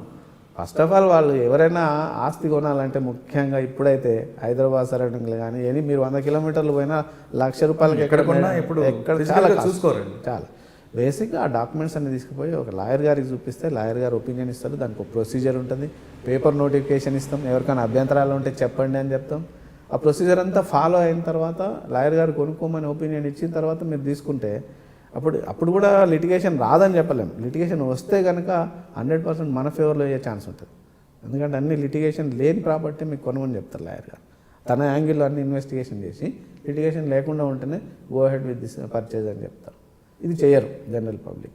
పోతారు ఈ అగ్రిమెంట్ ఒక ఆయన ఏ నుంచి బి అగ్రిమెంట్ చేసుకుంటాడు, బీసీకి అమ్మేస్తాడు, సిడీకి అన్ని అగ్రిమెంట్లే. పోయాడు ఈసీ తీస్తే ఎన్కంబరెన్స్ సర్టిఫికేట్ తీస్తే ఆయనే ఉంటాడు, ఒరిజినల్ ఆయనే ఉంటాడు. ఇక ఆయనకు ఎప్పుడన్నా వీళ్ళందరూ ట్రాన్సాక్షన్ ఫస్ట్ 1 లక్షతో స్టార్ట్ అయ్యి 5 లక్షలకు అమ్ముతాడు లాస్ట్ ఆయన. అమ్మ ఆయనకు 5 లక్షలు వచ్చినాయా అని చెప్పేసి ఫస్ట్ ఆయన కొంచెం కోరిక కలుగుతుంది. కోరిక కలిగి ఆయన ఇంకొకరికి అమ్మేస్తాడు. ఎందుకంటే ఆయన్నే సేల్ డీడ్ చేయాలి. మిగతా వాళ్ళకందరికి సేల్ డీడ్ చేసే లేదు, హక్కు లేదు. ఎందుకంటే ఇవన్నీ అన్రిజిస్టర్డ్ ₹10 స్టాంప్ పేపరు, అది కూడా ₹100 కూడా తీసుకోరు. కక్కుర్తిపడి ₹10 తీసుకొని చేసేసుకుంటారు. మొదట ఆయనకు ఆశ పుట్టి ఏం చేస్తాడు, ఆయన అమ్మేస్తాడు. ఆయన అమ్మేసినాక ఇప్పుడు మధ్యలో ఉన్న వాళ్ళందరూ సఫర్ అయిపోతారు. అందరు కోర్టుకు రావాల్సి ఉంటుంది. కోర్టుకు వచ్చినా కూడా మళ్ళా వీళ్ళకే ఇబ్బందులు అయ్యే పరిస్థితి వస్తుంది. Because document is not perfect. So ఆ విధంగా ఆ లిటిగేషన్ నడుస్తుంది. ఇక మీరు రెవెన్యూ సైడ్ వచ్చేటప్పటికి అక్కడెక్కడో ఒక 10 ఎకరాల ల్యాండ్ లేఅవుట్ అయి ఉంటుందండి. అది ఎప్పుడో 82లో లేఅవుట్ అయి ఉంటుంది. మన దగ్గర చాలా కేసులు అవే. లేఅవుట్ అయి ఉంటుంది, ప్లాట్లు అయిపోయి ఉంటుంది, ఇండ్లు అయిపోయి ఉంటుంది. ఇప్పుడు తహసీల్దార్ గారు వచ్చేసి దాన్ని పట్టా పాస్బుక్ ఇచ్చేస్తారు. ఇండ్లకు అగ్రికల్చర్ ల్యాండ్ అని పట్టా పాస్బుక్ ఇచ్చేస్తారు. ఆ పట్టా పాస్బుక్ తీసుకెళ్ళి ఇది మన ఆయన ల్యాండ్ అని ఆయన రాళ్ళు గీళ్ళన్నీ తీసేసి ట్రాక్టర్లు పెట్టి దున్నేసి ఆయన ఇంజక్షన్ సూట్ వేస్తాడు, డిక్లరేషన్ సూట్ వేస్తాడు. సో అదొక ఇబ్బంది అనమాట. అంటే చూసుకోవాలి ఎంఆర్ఓ గారు ఆఫీస్లో, రెవెన్యూ ఎవరైనా సరే తహసీల్దారు ఆఫీస్లో అక్కడ ఏముంది అనేది యాక్చువల్గా ఫిజికల్గా వెరిఫికేషన్ పోయి అగ్రికల్చర్ ల్యాండా పొజిషన్లు ఉన్నారా అన్నీ వెరిఫై చేసుకున్న తర్వాత అది ఇవ్వాలి. కానీ అక్కడ ప్లాట్లు ఉంటాయి, వీళ్ళే లేఅవుట్లు ఇచ్చి ఉంటారు. గ్రామ పంచాయతీ వాళ్ళు, మున్సిపాలిటీ వాళ్ళు, జిహెచ్ఎంసీ వాళ్ళు, హెచ్ఎండి వాళ్ళు ఎవరు లేఅవుట్లు ఇచ్చి ఉంటారు. ఆ లేఅవుట్ కూడా చూసుకోకుండా క్లియర్గా ప్లాట్లు అని రాసేస్తే పహానీళ్ళలో పాస్బుక్ రాదు చూసేసి, కానీ రాయరు. అది కబ్జాదారు ఆయనే ఉంటాడు, పట్టాదారు ఆయనే ఉంటాడు. ఎప్పుడు మిస్టేక్ ఎవరు, రెవెన్యూ డిపార్ట్మెంట్దా లేదా? రెవెన్యూ డిపార్ట్మెంట్లో తప్పు జరుగుతుందండి. మిస్టేక్ అనడానికి వీల్లేదు. Records are not properly rectified from time to time. ఆ రికార్డ్స్లో మారాలి. ఇప్పుడు ఒక అగ్రికల్చర్ ల్యాండ్ ఉంది, లేఅవుట్ కింద కన్వర్ట్ అయింది, అక్కడ రెవెన్యూ రికార్డ్స్లో అది మారాలి కదా. రెవెన్యూ రికార్డ్స్లో అగ్రికల్చర్ ల్యాండ్ అని చూపించొద్దు కదా. ప్లాట్ సాధారణ వ్యక్తి హైదరాబాద్లో కానీ లేదా పక్కన ఎక్కడైనా ఒక మంచి ఇల్లు కొనుక్కోవాలన్నా లేదా స్థలం కొనుక్కోవాలన్నా తలనొప్పులు లేకుండా ఉండాలి, ఏం చేయాలి? లాయర్ దగ్గరికి పోవాలండి, సింపుల్. లాయర్ దగ్గరికి వెళ్ళి ఆ డాక్యుమెంట్స్ అన్నీ కలెక్ట్ చేసుకోవాలండి. ఫస్ట్ ఎవరైతే అమ్ముతున్నారో దానికి సంబంధించిన డాక్యుమెంట్లు కంప్లీట్గా కలెక్ట్ చేసుకోవాలి. చేసుకొని ఆ జిరాక్స్ కాపీస్ లాయర్ గారికి ఇస్తే లాయర్ గారు చూసిన తర్వాత ఇంకా ఫర్దర్ డాక్యుమెంట్స్ అవసరం పడతాయండి. లైక్ మనం డాక్టర్ దగ్గరికి వెళ్తే అన్ని టెస్టులు ఎట్లా చేస్తారో మాకు కూడా చాలా టెస్టులు ఉంటాయి. ఇంకా ఫర్దర్ ఇన్వెస్టిగేషన్ చేయాల్సి ఉంటుంది అని అవసరం ఉంటే ఇంకా ఫర్దర్ డాక్యుమెంట్స్ ఇస్తాం. మనం కొంతమంది ఇక్కడ ఒకప్పుడు సైట్లు కొనుక్కొని లేదా అమెరికాలోనూ అక్కడ సెటిల్ అయ్యి తర్వాత వస్తే ఆ సైట్లో వేరే వాళ్ళు ఉంటారు. ఈ సైట్ నాది అంటే మేము ఆల్రెడీ కొన్నామంటారు. మరి అటువంటి వ్యక్తులు ఏం చేయాలి? ఎక్కడో విదేశాల్లో ఉన్న వాళ్ళు, విదేశాల్లో ఉన్న వాళ్ళు ఇంకో పెద్ద తప్పు ఏం చేస్తుందంటే ప్లాట్ చూడాలంటే కూడా గూగుల్ మ్యాప్లో పోయి చూస్తారండి. వాళ్ళు ఫిజికల్ చూడరు. గూగుల్ మ్యాప్లో చూసేసి ఈ ప్లాట్ ఉంది అని అక్కడ నుంచి హ్యాపీగా ఫీల్ అవుతుంటారు. ఆ గూగుల్ పిక్చర్ ఎప్పుడో తీసి ఉంటుంది. అది గూగుల్లో నెల కింద అప్డేట్ అయి ఉంటుంది. నెల రోజులలో ఇక్కడ బిల్డింగ్ అయిపోతుంది. ఏదో హౌస్ నెంబర్ వచ్చేస్తుంది, అన్నీ వచ్చేస్తాయి. ఫిజికల్గా ప్లాట్ వెరిఫికేషన్ చేసి నాట్ ఓన్లీ డాక్యుమెంట్స్ అండి, ఫిజికల్గా ప్లాట్ ఉందా లేదా కూడా వెరిఫై చేయాలి విత్ మెజర్మెంట్స్. వెరిఫై చేసి అదంతా కరెక్ట్గా ఉన్నట్టయితే వెంటనే దాని బౌండరీస్ పెట్టుకొని దాంట్లో పొజిషన్ ఉన్నట్టుగా you have to have certain documents like electricity పెట్టడం, దాంట్లో బోర్వెల్ వేయడము, హౌస్ నెంబర్ తీసుకోవడం, కొంత ఇల్లు కట్టేసి ఏదో ఒకటి ప్రొటెక్టింగ్ మెజర్స్ అనేది తీసుకోవాలండి. జస్ట్ అక్కడ కొని మన దగ్గర చాలామంది ఏం చేస్తుంటారంటే పాప 5వ తరగతి 6వ తరగతి ఉన్నప్పుడు పెళ్లికి వస్తుందని ఇప్పుడు కొంటారు. ₹2,000 గజం ఉంటుంది, పాప 20 ఏళ్ళు వచ్చే వరకు ఇది 2 లక్షల గజం అవుతుంది, ఈ ప్లాట్తో పెళ్లి చేస్తాను అనుకుంటారు. ఈ లోపల ఏం చేస్తారు, ఆ ప్లాటే కనబడకుండా పోతుంది. ఈనాటి ఓడు చూడడు, ఆ రాళ్ళు వీకేసి మేము చెప్పినట్టు మొదట ఆయన ఎవరుండో ఆయన పాస్బుక్ తీసుకొని ఆయన అమ్మేస్తాడు. అంటే ఇప్పుడు కొనబోయే వాళ్ళు ఎలా తీసుకోవాలో మీరు చెప్పారు, గూగుల్గా కాకుండా ఫిజికల్గా వెళ్ళాలి. ఫిజికల్గా ఆల్రెడీ కొన్న వాళ్ళు ఏం చేయాలండి? కొన్న వాళ్ళు ఫిజికల్గా ప్రొటెక్ట్ చేసుకోవాలి, దాన్ని వదిలేసిపోకూడదు. సమ్ ఫిజికల్ అరేంజ్మెంట్ ఇప్పుడు ఆడ గ్రూప్ ఆఫ్ పీపుల్ ఉన్నారనుకోండి, అందరు కలిసి కామన్ బౌండరీ మనం ఫిక్స్ చేసుకొని అక్కడ ఒక సెక్యూరిటీ పెట్టుకొని వాచ్ అండ్ వార్డ్ ఉంటే ఏమైందంటే అక్కడ ఎవరైనా వచ్చి కబ్జా అయితే వెంటనే వాళ్ళ దృష్టికి పోతుంది. పోయినప్పుడు మనం రెమెడియల్ యాక్షన్ తీసుకోవచ్చు. ఇంజెక్షన్ సూటేసి అవతల వాళ్ళని రాకుండా ఆపడము, ఫర్దర్గా ఎవరైనా ఇల్లీగల్ కన్స్ట్రక్షన్ చేయకుండా ఆపడము, ఇవన్నీ చేసుకోవచ్చు. ఓకే సార్, ఇదే దీంట్లో తీసుకుంటే ఒక వ్యక్తికి హైదరాబాద్ లాంటి ఏరియాలో మంచి ల్యాండ్ ఉందండి. అది గవర్నమెంట్కి ఆయనకి మధ్యన వివాదం జరుగుతుంది. అది గవర్నమెంట్ కాదు అని డిగ్రీ వచ్చిందని ఈ వ్యక్తి ఏ అనే వ్యక్తి క్లెయిమ్ చేసుకున్నాడు. ఏ వ్యక్తి ఆ ల్యాండ్ అమ్మడానికి బి అనే వ్యక్తికి అప్రూవ్ చేయడు. బి అనే వ్యక్తి ఆయనకి కొంత అడ్వాన్స్ ఇచ్చి అగ్రిమెంట్ చేయించుకున్నాడు. కానీ ఆ బి అనే వ్యక్తి ఆ అమ్మడానికి వెళ్ళేసరికి అది గవర్నమెంట్ ల్యాండ్ అనే విషయం డిస్ప్యూట్ ఉందనే విషయం మళ్ళీ ఒకసారి బయటపడింది. అంటే ఎవరు కొనడానికి రాలేదు, కానీ ఏ ఆల్రెడీ బి దగ్గర అడ్వాన్స్ తీసుకున్నారు. రిమైనింగ్ బ్యాలెన్స్ అడిగేసరికి బి అనే వ్యక్తి ఇవ్వలేకపోతున్నాడు. అయితే ఆ ఏ వ్యక్తి ఏం చేశారంటే సి అనే వ్యక్తికి అమ్మడానికి ప్రయత్నం చేస్తారు. ఈ బి వ్యక్తి ఏం చేశాడంటే ఆల్రెడీ అగ్రిమెంట్ పేపర్ ఉంది కదా, ఈ అగ్రిమెంట్ పేపర్ మీద కోర్టుకు వెళ్తాను అంటూ ఆయన ఏ వ్యక్తి బెదిరిస్తున్నాడు. ఇది సమంజసం అంటారా? లేదండి, they are all dealing with no man's land. It is neither government land nor a private land. మీరు చెప్పిన దాని ప్రకారం there is a dispute pending between the two parties, government and private party. అది no man's land. No man's land ఎవరు అమ్ముతారండి? ఎట్లా అమ్ముతారు? అమ్మడానికి వీల్లేదు కదా. కోర్టు డిగ్రీ నాకు వచ్చింది అంటాడు. వస్తే చూపించాలి. డిగ్రీ ఉంది కాబట్టి degree is not final. Agreement చేశానంటే డిగ్రీ ఇస్ నాట్ ఫైనల్. ఏ కోర్టులో డిగ్రీ వచ్చింది అది ఫైనల్ కాదు. దానికి ఒక టైం ఉంటుంది, లిమిటేషన్ ఉంటుంది. ఆ లిమిటేషన్ లోపల అప్పీల్ పడకపోతే మాత్రమే అది ఫైనల్ అవుతుంది. You have to wait till the appeal time is over. కానీ అది స్టిల్ లిటిగేషన్ ఈజ్ పెండింగ్ అంటున్నారు కదా గవర్నమెంట్కి ప్రైవేట్ పార్టీస్ మధ్యన. Till the court declares land ఎవరిది అని డిక్లేర్ చేసినప్పుడు మాత్రమే ఎవరిదైతే వాళ్ళు అమ్ముకోవడానికి ఉంటుంది. కానీ బి అనే వ్యక్తి అగ్రిమెంట్ని వేరే వాళ్ళకి అమ్మే అవకాశం ఉంటుందా? లేదండి. అగ్రిమెంట్ హోల్డర్ మళ్ళీ అగ్రిమెంట్ చేయాలంటే కోర్టులో వేయడానికి అవకాశం ఉంటుందా? ఎట్లా వేస్తారు? What is the right? Agreement holder అసలు బేసిక్గా ప్రిన్సిపల్ అగ్రిమెంట్ చేసిన వాళ్ళకే రైట్ లేదు. లేనప్పుడు మిగతా బ్యాచ్ అంతా వాళ్ళంతా దొంగ అనడానికి లేదు, కానీ but they don't get any right or title. They may be innocents or వాళ్ళకంతా తెలిసి మేము అన్ని మేనేజ్ చేసుకోగలుగుతామని కొనుక్కున్న వాళ్ళు అయి ఉంటారు, లేదా ఇన్నోసెంట్గా ఇదంతా డిస్ప్యూట్ చెప్పకుండా. ఒక వెర్షన్ ఏంటంటే బి అనే వ్యక్తి నేను గవర్నమెంట్లో మేనేజ్ చేసుకుంటా, నాకు అగ్రిమెంట్ చేయను అన్నారని అంటాడు ఆయన. ఇక అది మేనేజ్మెంట్ అనే దానికి డెఫినేషన్ లేదండి. సరే, ఇక మీ ప్రొఫెషన్ కొంచెం పక్కన పెడితే మీ బ్యాక్ సైడ్ ఇంకో ప్రొఫెషన్ కనిపిస్తుంది. మీకు 2005లో విషయం గుర్తించారు, ఫస్ట్లోనే చెప్పాను. అంటే ఆ రోజు నేను వచ్చేసరికి ఆ సీన్ అంతా చాలా భయంకరంగా ఉందండి. అపార్ట్మెంట్, ఆ ఇల్లు అంతా పైన స్లాబ్, గోడలు అంతా బ్లడ్, అంతా డెడ్ బాడీస్, ఆ రెడ్ బాక్స్ అని ఇద్దరు చిన్నపిల్లలు. నాకన్నా ముందు మీరు వెళ్ళారు. మీరు వెళ్ళేసరికి ఏం జరిగింది అసలు మీకు ఫస్ట్ ఎలా తెలుసు? అది మా ఇంటికి దగ్గరలో ఉంటుందండి. అప్కో కాలనీ అనేది, నేను నాగోల్లో ఉంటా, మా ఇంటికి దగ్గరలో ఉంటుంది. అక్కడ కొంచెం ఆ కంప చెట్లు, సర్కార్ తుమ్మలు అన్నీ ఉంటాయి, మంచిగా ప్రశాంతంగా ఉంటుంది, గాలి వస్తుంది అక్కడ. సో అక్కడికి వెళ్ళి నా వెహికల్ అక్కడ పెట్టి అక్కడ వాకింగ్ చేస్తాను.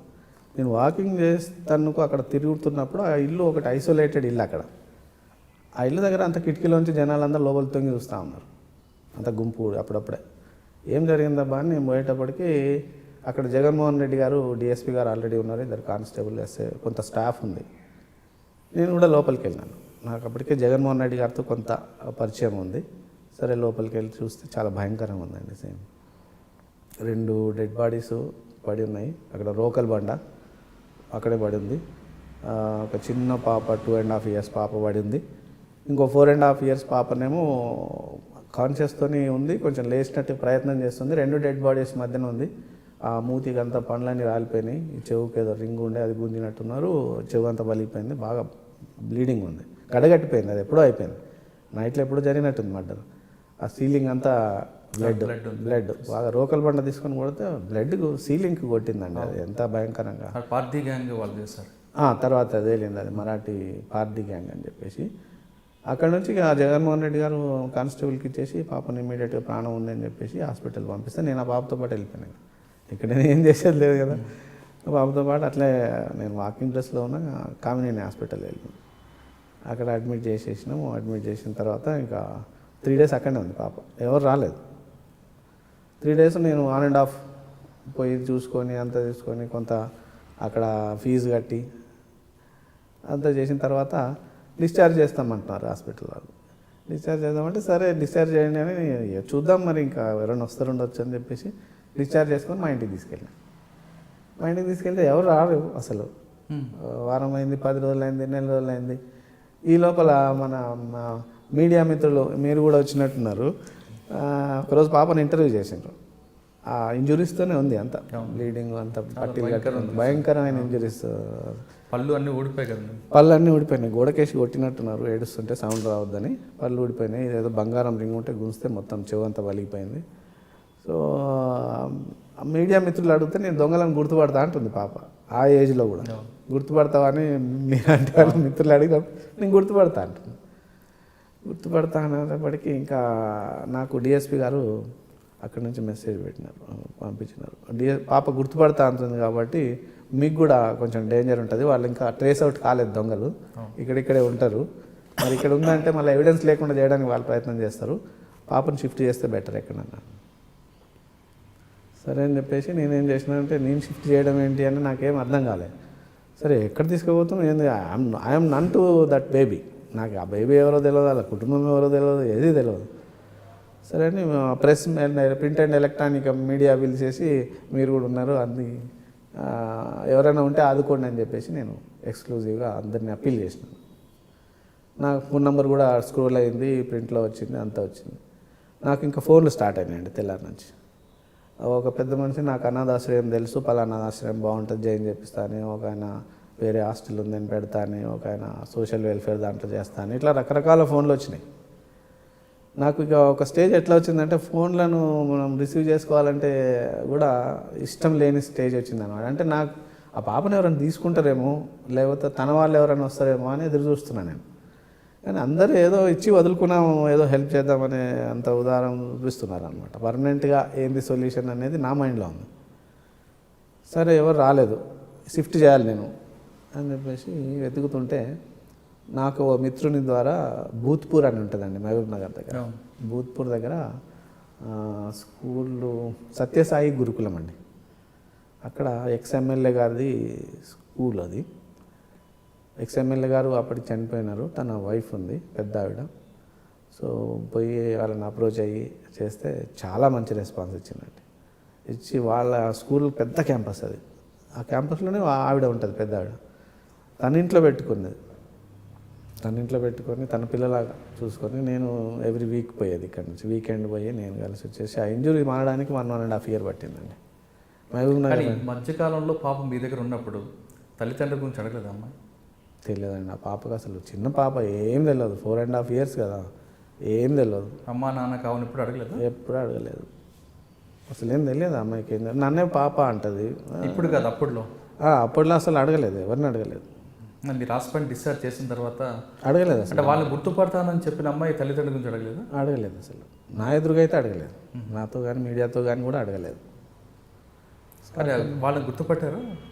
తర్వాత దొంగలు ట్రేస్ అయిందండి. ఒకరు దేవరకొండ దగ్గర ఒక బ్యాచ్ ట్రేస్ అయింది, యాదగిరిగుట్ట దగ్గర ఒక బ్యాచ్ ట్రేస్ అయింది. ట్రేస్ అయ్యి అంత ఎవిడెన్స్ నడిచింది. దాంట్లో కూడా నేను క్లీన్గా అబ్జర్వ్ చేసిన, అంతా అబ్జర్వ్ చేసి ఎవిడెన్స్ అయిపోయింది. ఒకతను A1 మాత్రం వరంగల్ జైల్లో అండర్ ట్రయల్ కింద పెడితే అక్కడి నుంచి పారిపోయాడు, ఎస్కేప్ అయ్యాడు. ఇప్పటిదాకా కూడా ట్రేస్ కాలేదు.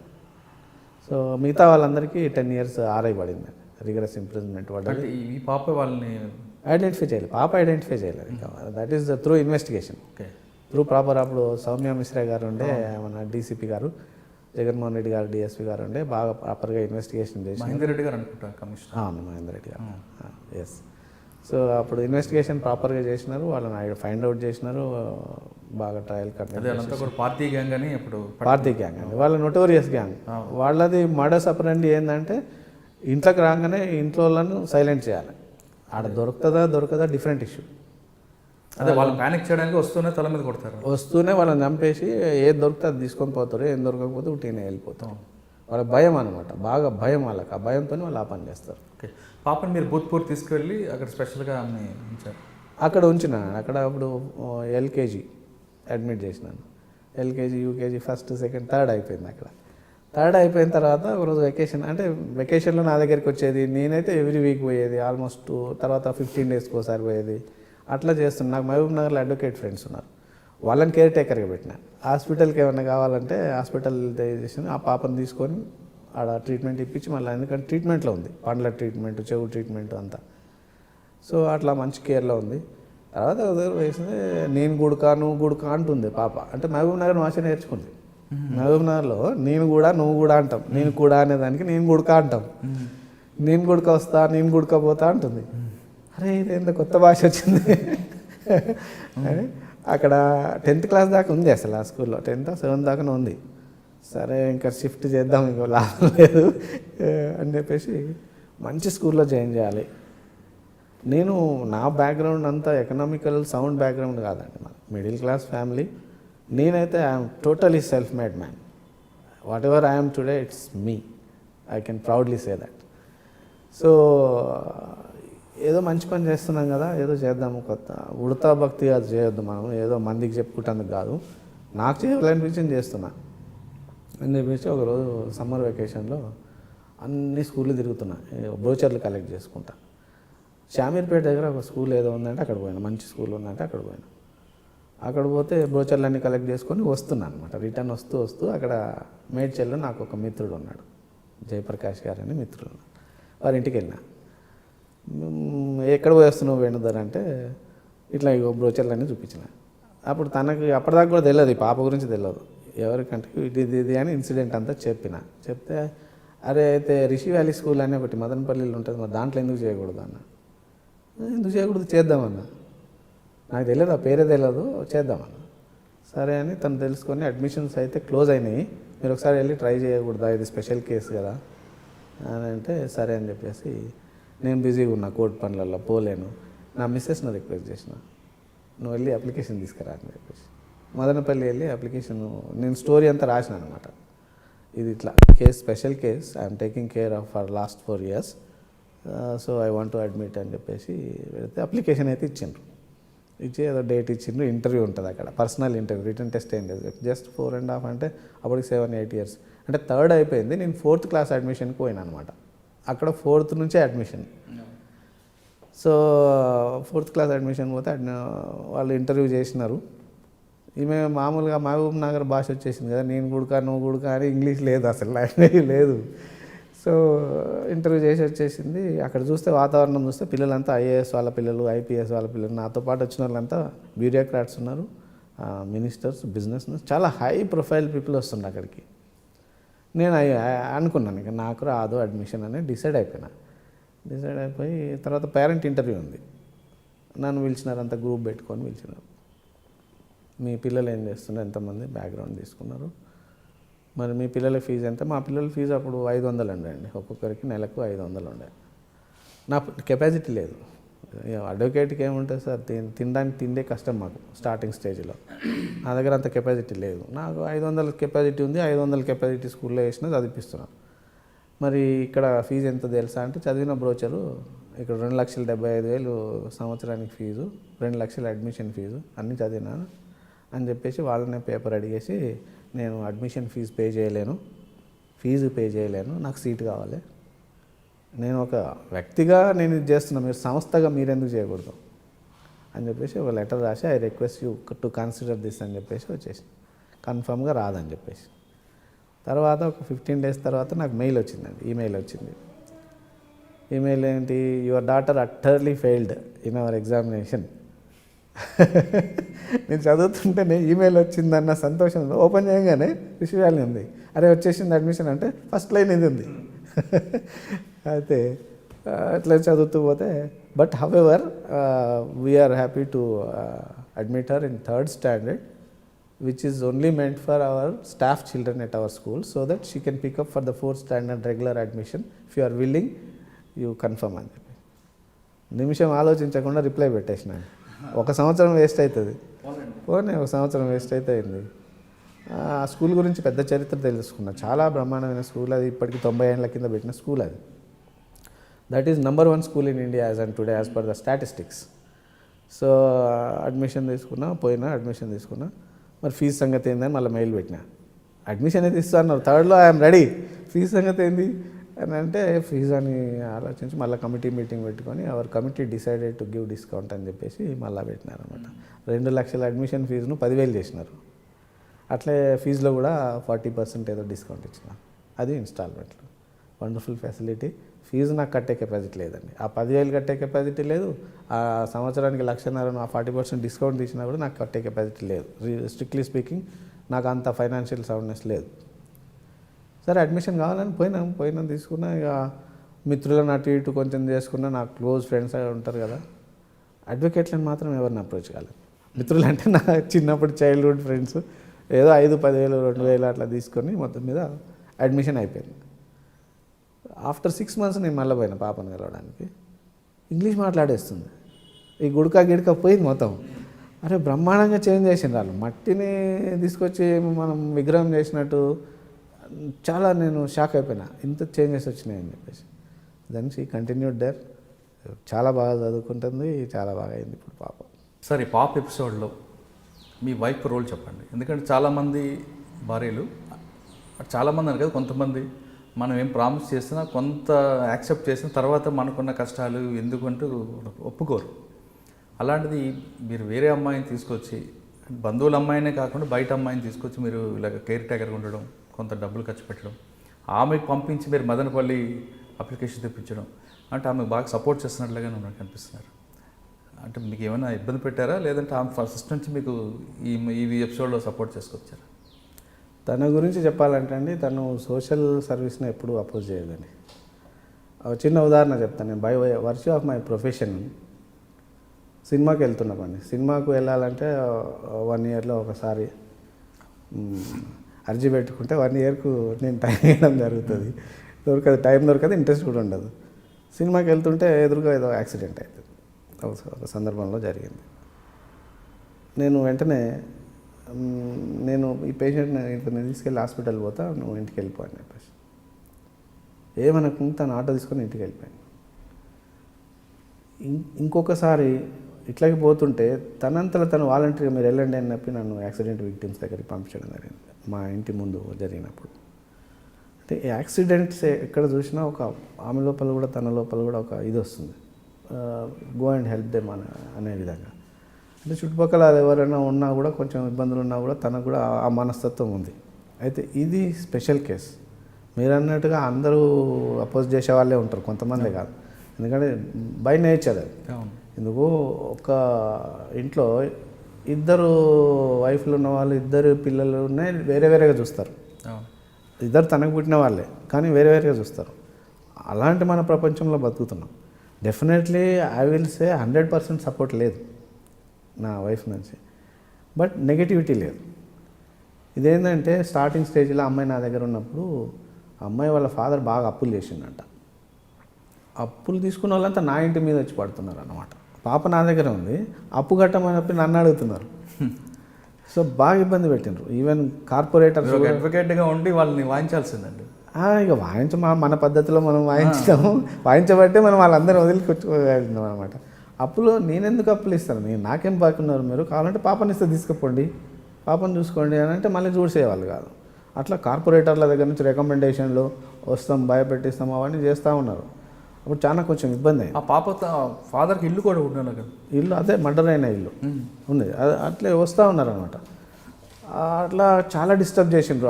దాదాపు ఒక 5-6 నెలలు బాగా డిస్టర్బ్ చేసిండ్రు వచ్చి ఇంటి దగ్గర. అప్పటిదాకా నా వైఫ్కు ఏమనిపించలేదు ఇబ్బంది. కానీ ఈ న్యూసెన్స్ ఏంటబ్బా ఇది, మనం ఏదో మంచి కార్యం చేస్తున్నాం నా హస్బెండ్ అనుకుంటే ఈ న్యూసెన్స్ అంతా ఏంటి అనేది ఒకటి. తర్వాత పాప నేను గుర్తుపడతా అని చెప్పింది, పోలీసు వాళ్ళేమో కొంచెం జాగ్రత్త అని చెప్పింది. ఆ టెన్షన్ బాగా అయిపోయింది అనమాట. మనం క్షేమంగా ఉండాలి ముందు అని చెప్పేసి అప్పటి నుంచి కొంచెం నెగటివ్ డెవలప్ అయింది.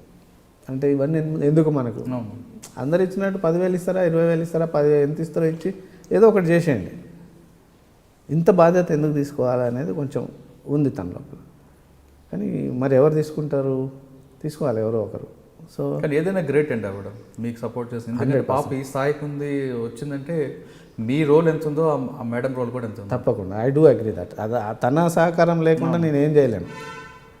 తను వచ్చి పొద్దున బ్రేక్ఫాస్ట్ పెడితే మీ దగ్గరికి వచ్చిన అది ఎందుకంటే సెలవుల్లో కూడా మీ ఇంటికి వచ్చి పాప ఉంటుంటుంది కదా. ఉంటుంటుంది. మరి అప్పుడు ఆమెగా సర్వీస్ చేస్తారు. పిల్లలు ఆ పాపతో కలిసిపోయారండి? పిల్లలు మంచిగా కలిసిపోయారండి. మా అబ్బాయి ఒక అతను అమెరికాలో ఉంటాడు, ఒక అబ్బాయి ఇక్కడ ఉంటాడు.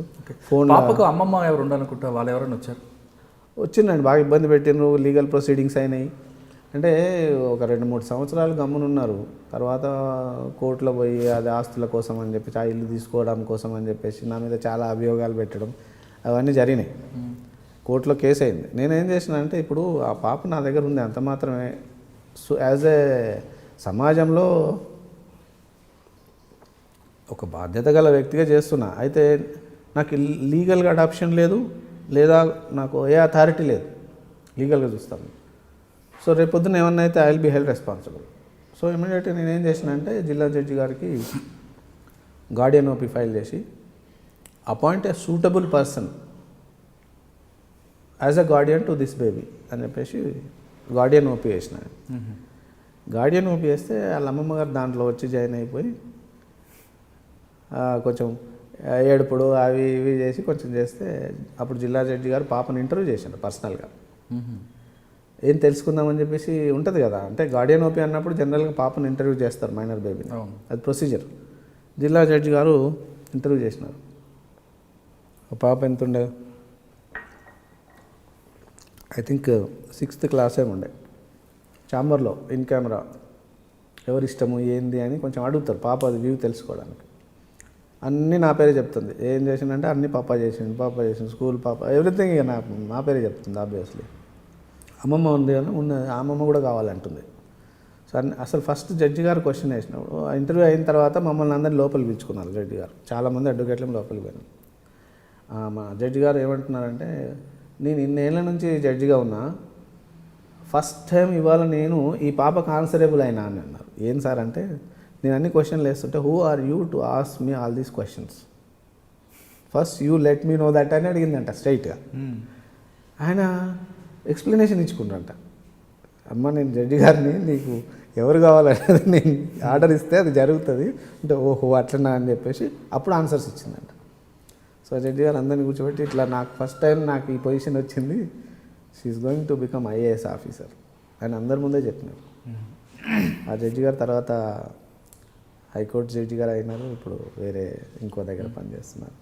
సో ఎవ్రీ టైం ఆ జడ్జి గారు, నేను ఆ జడ్జి గారు హైకోర్టుకి వెళ్ళిన తర్వాత హైకోర్టులో నేను ఒక ఆర్గ్యుమెంట్ చెప్పేటప్పుడు ఓపెన్ కోర్టులో జడ్జి గారు ఈ కేసు గురించి చెప్పినారనమాట. My entire service I dealt with one case which is memorable to me, that is Venudhar's case అని నా గురించి ఓపెన్ కోర్టులో చెప్పినారు. That gives me lot of pleasure. చాలా సంతోషం అనిపించింది. అంటే ఒక మంచి పనికి ఒక అప్రిషియేషన్ దొరకడం, జడ్జి గారు ఓపెన్ కోర్టులో చెప్పడం చాలా సంతోషం అనిపించింది. ఇంకా ఎంకరేజ్మెంట్ దొరుకుతుంది నాలాంటి వాళ్ళకు. అంటే ఈ సోషల్ సర్వీస్ చేయాలంటే మీకు ఎక్కడి నుంచి వచ్చింది? అంటే మీ నాన్నగారి వైపు నుంచి వచ్చిందా, లేదా ఇక్కడికి వచ్చిన తర్వాత అలవాటైందా? అది మా నాన్నగారు అండి. మేము బాపు అంటాం అక్కడ నల్గొండ జిల్లాలో బాపు అంటాం. మా బాపే నాకు ఐకాన్ అండి. మా బాపుది ఏంటంటే నాకు ఎక్కడి నుంచి తెలుసుకున్నా అంటే, మా బాపు టీచర్. 3వ తరగతిలో ఒక పిల్లవాడు మంచిగా చదవటం గ్రహించిండంట. ఆ పిల్లవాడు సడన్గా స్కూల్ మానేసి, ఎందుకు మానేసిందని మా ఫాదర్ వాళ్ళ ఇంటికి వెళ్ళి, గొల్ల వాళ్ళ పిల్లవాడు ఇంటికి వెళ్తే, నాకు గొర్రెలు కాస్తానికి ఎవరు లేరు, చెప్పండి సార్, గొర్రెలు కాస్తానికి ఎవరు లేరు, నాకు 3 పిల్లలు, గొర్రెలు కాస్తానికి ఎవరు లేరు, మిగతా 2 గొర్రెలు కాస్తున్నారు, మరి నేను ఒక్క ఆయనను స్కూల్కి పంపిస్తే వాళ్ళకు కూడా ఇబ్బంది అవుతుంది, గొర్రెలు కాపిస్తా సార్ అని చెప్తే, నీకేమి ఇబ్బంది నన్ను స్కూల్కి వస్తే అంటే, నేను భోజనం పెట్టాలంటే నాకు వాళ్ళు చేస్తేనే నేను భోజనం 3 పూట్ల పెట్టలేను అని అంటే, భోజనం నేను పెడతా, నువ్వు గొర్రెలు మానేసి ఈ ఒక్కరిని వదిలేసే అంటే ఒప్పించి అతన్ని మా ఇంట్లో తీసుకొచ్చి పెట్టుకున్నాను. ఇది ఎప్పుడు 1960s 60-61 ఆ ప్రాంతంలో. మా ఇంట్లోనే ఆ పిల్లవాడిగా చదువుకోవడం, తినడం, భోజనం చేసడం, పడుకోవడం. 5వ తరగతి వరకు అక్కడ ఉండేది, ఎర్రబెల్లి అనే ఒక ఊళ్ళో. 5వ తరగతి అయిన తర్వాత మళ్ళీ సమితి దగ్గరికి పోయి, అప్పుడు సమితిలో ఉండే, సమితిలో మళ్ళీ మా ఫాదర్ తీసుకుపోయి అక్కడ జాయిన్ చేయించి అక్కడ అట్లా 10th క్లాసు, అక్కడ తర్వాత గ్రాడ్యుయేషన్ అయినాక మా బాపే పెళ్లి చేసిండు అతను. పెళ్లి చేసినాక కూడా మళ్ళీ ఇంట్లో తెచ్చి పెట్టుకున్నాడు. కోడలను కొడుకుని ఎట్లా పెట్టుకుంటారో అట్లా వాళ్ళకు కొంచెం ఏదో చిన్న డిస్టర్బెన్స్ వచ్చినప్పుడు పెద్దవాడిగా తీసుకొచ్చి ఇంట్లో పెట్టి మా ఇంట్లో ఉండి మళ్ళీ అంతా సెట్ చేసి మళ్ళీ పంపించాను అన్నమాట. ఆయనకు వార్డెన్గా ఉద్యోగం వచ్చింది, హాస్టల్ వార్డెన్గా. ఆయన రిటైర్ అయినప్పటికీ డైరెక్టర్ ట్రైబల్ వెల్ఫేర్ ఆఫీసర్గా రిటైర్ అయ్యాను మొన్న. అది గ్రేట్ ఇన్స్పిరేషన్ ఫర్ మీ. అంటే మీ నాన్నగారు ఆ అబ్బాయిని పెంచుకున్నారు, మీరు ఈ అమ్మాయిని సేవ అంతే. ఓకే, ఇది కాకుండా మీరు చేస్తున్న ఇక అదర్ యాక్టివిటీస్ ఏమన్నా? జనరల్గా నాకు ఎప్పుడు సోషల్ సర్వీస్ చేయాల్సి వచ్చినా ఏది మనసుకు అనిపిస్తే అది చేస్తుంటానండి. నేను ఒకరోజు మా ఊరు నుంచి వస్తున్నా, సెల్ఫ్ డ్రైవ్లో వస్తున్నా. అక్కడ ఏదో tribal welfare hostel come school ఉందని ఎవరో చెప్పినారు. డైరెక్ట్గా ఆ స్కూల్కి వెళ్ళిపోయాను. పిల్లలంతా చాలామంది పిల్లలు ఉన్నారు, భోంచేస్తున్నారు. నేను కూడా వాళ్ళతో పాటు కింద కూర్చొని భోంచేసిన తర్వాత స్కూల్ తిరుగుతున్నా. అక్కడ హెడ్ మాస్టర్కి స్టాఫ్కి ఏం అర్థం అవ్వట్లే, ఎవరితను ఎందుకు వచ్చిండు. పెద్ద కారు వేసుకొని వచ్చే వరకు అందరూ ఎవరో ఆఫీసర్ అనుకుంటున్నారు. గేట్ తెరిచేసిండ్రు, లోపలికి పోయినా. అంతా తిరిగి ఇక్కడ ఏమైనా ఇబ్బందులు ఉన్నాయని పిల్లల్ని అడిగితే ఒక పాప దూరం నుంచి చేయెత్తింది. అంతా 7th 8th 9th 10th అంతా పాపలు ఉన్నారు. అంతా గర్ల్స్ స్కూల్. అది రేపు దగ్గరికి రమ్మని తీసుకొని చెప్పేసి ఏంటంటే మాకు 6 టాయిలెట్లు ఉన్నాయి సార్, 3 పని చేయట్లేవు, చాలా ఇబ్బంది అవుతుంది, గంటల కొద్ది క్యూ చేయాల్సి వస్తుంది అక్కడ అని ఆ పాప చెప్తే హెడ్ మాస్టర్ ఎవరని అడిగితే పక్కనే ఉన్నాడు. హెడ్ మాస్టర్ గారు మీరు నాకు రేపు పొద్దున ఏమైందని అడిగితే నాకు పంపిస్తే రికమెండేషన్ వస్తలేవు సార్, బిల్స్ వస్తలేవు, చేపిద్దామని పంపించిన లెటర్ పెట్టినాను అన్నారు. ఆ లెటర్ అంతా పక్కన పెట్టండి, మీరు నాకు రేపు పొద్దున మేస్త్రిని పిలుచుకొని ఎంత డబ్బు అవుతుందో నాకు ఫోన్ చేయండి, మీకు డబ్బు పంపించేస్తాను, వెంటనే స్టార్ట్ చేయండి, మళ్ళీ 4 రోజుల లోపల నేను వస్తా, అందరం కూర్చొని భోంచేద్దామని చెప్పిన. తెల్లారి నుంచి ఆయనకు ఫోన్ చేస్తున్నా, రేపు అంటాడు, మాపంటాడు, మేస్త్రిని బిల్వాడు, ఏమీ చేయడు, చాలా ప్రొలాంగ్ చేస్తూ ఉన్నాడు. ఇంకొక పాప ఏం చెప్పిందంటే మాకు ఇక్కడ ఇంగ్లీష్ నేర్చుకోవడం చాలా ప్రాబ్లం అవుతుంది, లాంగ్వేజ్ లెర్నింగ్, డిక్షనరీ ఉంటే బాగుంటుంది సార్ అని ఇంకో పాప చెప్పింది. ఆ 2 దృష్టిలో ఉన్నాయి నాకు. ఇతను చేయట్లేదు అని చెప్పేసి నేను కలెక్టర్ గారిని అప్రోచ్ అయ్యాను. ఏం సార్ పరిస్థితి, మన ఇంట్లో 2 పిల్లలు ఉంటే 3 బాత్రూమ్లు పెట్టుకుంటాము, ఆడ 200-300 మంది పిల్లలు ఉన్నారు, అంత పెద్ద పిల్లలు, వాళ్ళ పరిస్థితి ఏంటి సార్, నేను ఇంట్లో పోయినా మీ హెడ్ మాస్టర్ కోఆపరేట్ చేయట్లేదు, నేను అక్కడ ఒక ప్రోగ్రామ్ పెడదాం అనుకుంటున్నా, మీరు రావాలన్న. తప్పకుండా వస్తా అన్నారు. ఏం ప్రోగ్రామ్ అంటే ఒక ఇట్లా ఆడ డిక్షనరీ కూడా ప్రాబ్లం ఉందంట, I want to distribute dictionary to the children అని చెప్పేసి. సో అక్కడ జిల్లా జడ్జి గారు ఈ డిక్షనరీ అండి, ఇది మీకు మార్కెట్లో దొరకదండి, ఇది వాళ్ళకు ఏంటంటే పిల్లలు చెప్పిన అనమాట, మాకు ఏదేది సబ్జెక్ట్ కావాలి వాళ్ళని చెప్పేసి ఈ చెప్తే దీంట్లో only English to English Telugu కాకుండా మీకు మ్యాథమెటిక్స్, ప్రావర్బ్స్ ఇవన్నీ ఉన్నాయన్నమాట దీంట్లో. ఈవెన్ దీనికి కూడా ఈ డిక్షనరీ. సో ఈ డిక్షనరీ తీసుకెళ్ళి నేను జిల్లా జడ్జి గారిని, ఒక 2 జడ్జెస్ని పిలుచుకొని, కలెక్టర్ గారు, జాయింట్ కలెక్టర్ గారు అందరూ వచ్చిండ్రు. నేను ఇక్కడ నుంచి ఒక పీపీ గారిని, మా ఫ్రెండ్స్ అందరిని కోర్టు కంప్లీట్ చేసుకొని మేము పోయినాం. పోతే అక్కడ మా ఫాదర్ను, బాపును కూడా పిలవడం జరిగింది. లింగయ్య గారిని కూడా పిలవడం జరిగింది. లింగయ్య గారు అంటే మా ఫాదరు చూసిన అతను, ఎవరైతే ట్రైబల్ వెల్ఫేర్ డైరెక్టర్గా రిటైర్ అయ్యారో అతన్ని కూడా పిలవడం జరిగింది. కలెక్టర్ గారు ఒకటే మాట అన్నారు, మా బాపు ఏమో ఎదురుగా కూర్చున్నారు ఆడియన్లో, గోపాల్ రెడ్డి గారు మీరు ఇలాంటి వ్యక్తిత్వం ఉన్న కొడుకుని అన్నందుకు మీకు పాదాభివందనం అని పబ్లిక్లో చెప్పి, మీరు అక్కడ కాదు కూర్చోవాల్సింది, నా పక్కన రండి అని పక్కన కూర్చోబెట్టుకొని ఆ డైరీస్ అన్నీ డిస్ట్రిబ్యూట్ చేసేసినాం పిల్లలకి. అది జడ్జి గారు అందరు చాలా ఇష్టపడ్డారు ఆ డిక్షనరీని అందరూ, చాలా ఉన్నాయి దాంట్లో, మనకు తెలియని చిన్నప్పటి అన్నీ ఉన్నాయి దాంట్లో. అవన్నీ తీసుకున్న తర్వాత కలెక్టర్ గారు,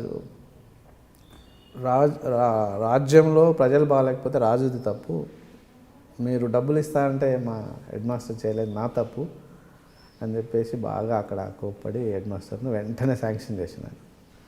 ఇప్పుడే చెప్తున్నాను, శాంక్షన్ చేస్తున్నాను, నెక్స్ట్ వీక్ అవి రెడీగా ఉండాలని చెప్పేసి రెడీ చేసేసిండ్రు. పిల్లలంతా హ్యాపీ.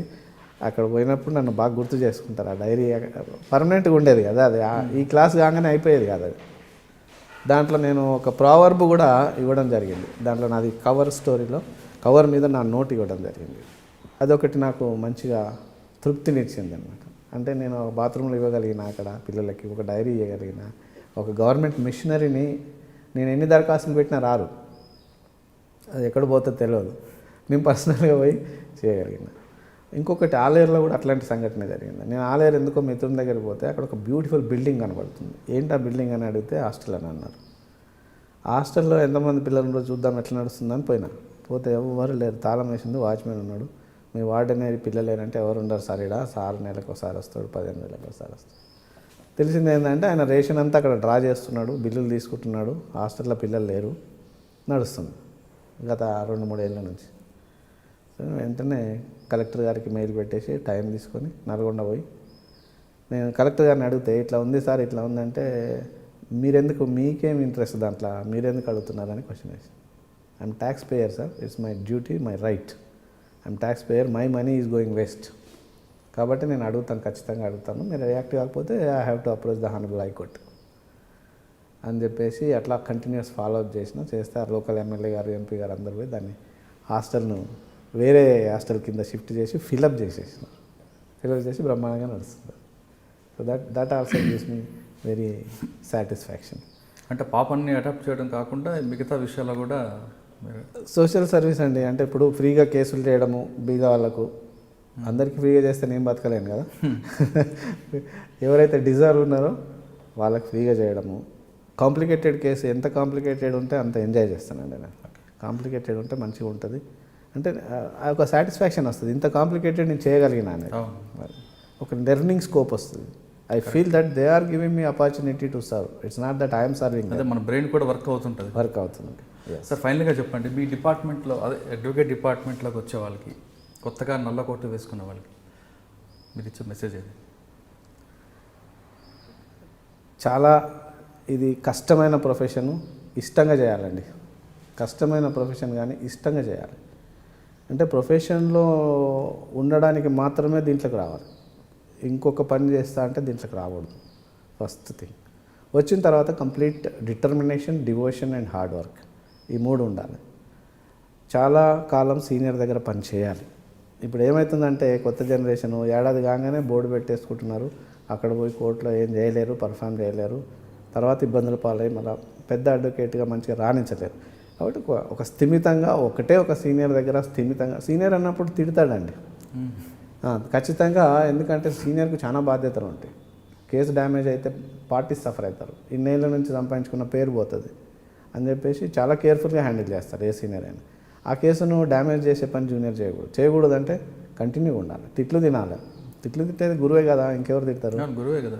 తిట్లు తిట్టేది మనం మంచిగా అనుకోవాలి. బాగా మ్యాక్సిమం టైం ఆఫీస్లో స్పెండ్ చేయాలండి. కోర్టులోనేమో లెర్నింగ్, అక్కడ డిశ్చార్జ్, ఇక్కడ ఇన్పుట్స్, అక్కడ డిశ్చార్జ్. సో ఆఫీస్లో ఎక్కువ టైం స్పెండ్ చేసి, కోర్టులో ఎక్కువ టైం స్పెండ్ చేసి, కోర్టులో కేసు అయిపోయిన వెంటనే తనకు సీనియర్ ఇచ్చిన కేసు అయిపోగానే ఇంటికి పోవద్దు. హండ్రెడ్స్ ఆఫ్ కేసెస్ నడుస్తూ ఉంటాయి ప్రతి కోర్టులో, పోయి కూర్చోవాలి. ఏదో ఒక కోర్టులో ఎవిడెన్స్ జరుగుతుంటుంది, ఆర్గ్యుమెంట్స్ జరుగుతుంటాయి, అబ్జర్వేషన్ అనమాట. కూర్చొని అక్కడ నేర్చుకుంటే, ఎందుకంటే ఒక అడ్వకేట్గా నేను 30 ఏళ్ళు ఉన్నా కూడా నేను చేయని కేసులు చాలా ఉన్నాయి. అవన్నీ నాకు అవకాశం నా లైఫ్ టైంలో కూడా దొరకకపోవచ్చు. అందుకని అక్కడ కోర్టులో కూర్చొని మనం అబ్జర్వ్ చేసినట్టయితే ఆ అవకాశం కూడా మనకు వస్తుంది, మనం నేర్చుకున్నట్టు అవుతుంది. నెక్స్ట్ టైం ఒకవేళ వస్తే మనకి ఈజీగా ఉంటుంది. సో కోర్ట్ టైం అయిపోగానే ఇంటికి పోవద్దు, కోర్ట్ టైం అయిపోగానే ఆఫీస్కి పోవాలి. చక్కగా ఆఫీస్కి పోయి ఆఫీస్లో మ్యాక్సిమం టైం స్పెండ్ చేయాలి, పుస్తకాలు బాగా చదవాలి.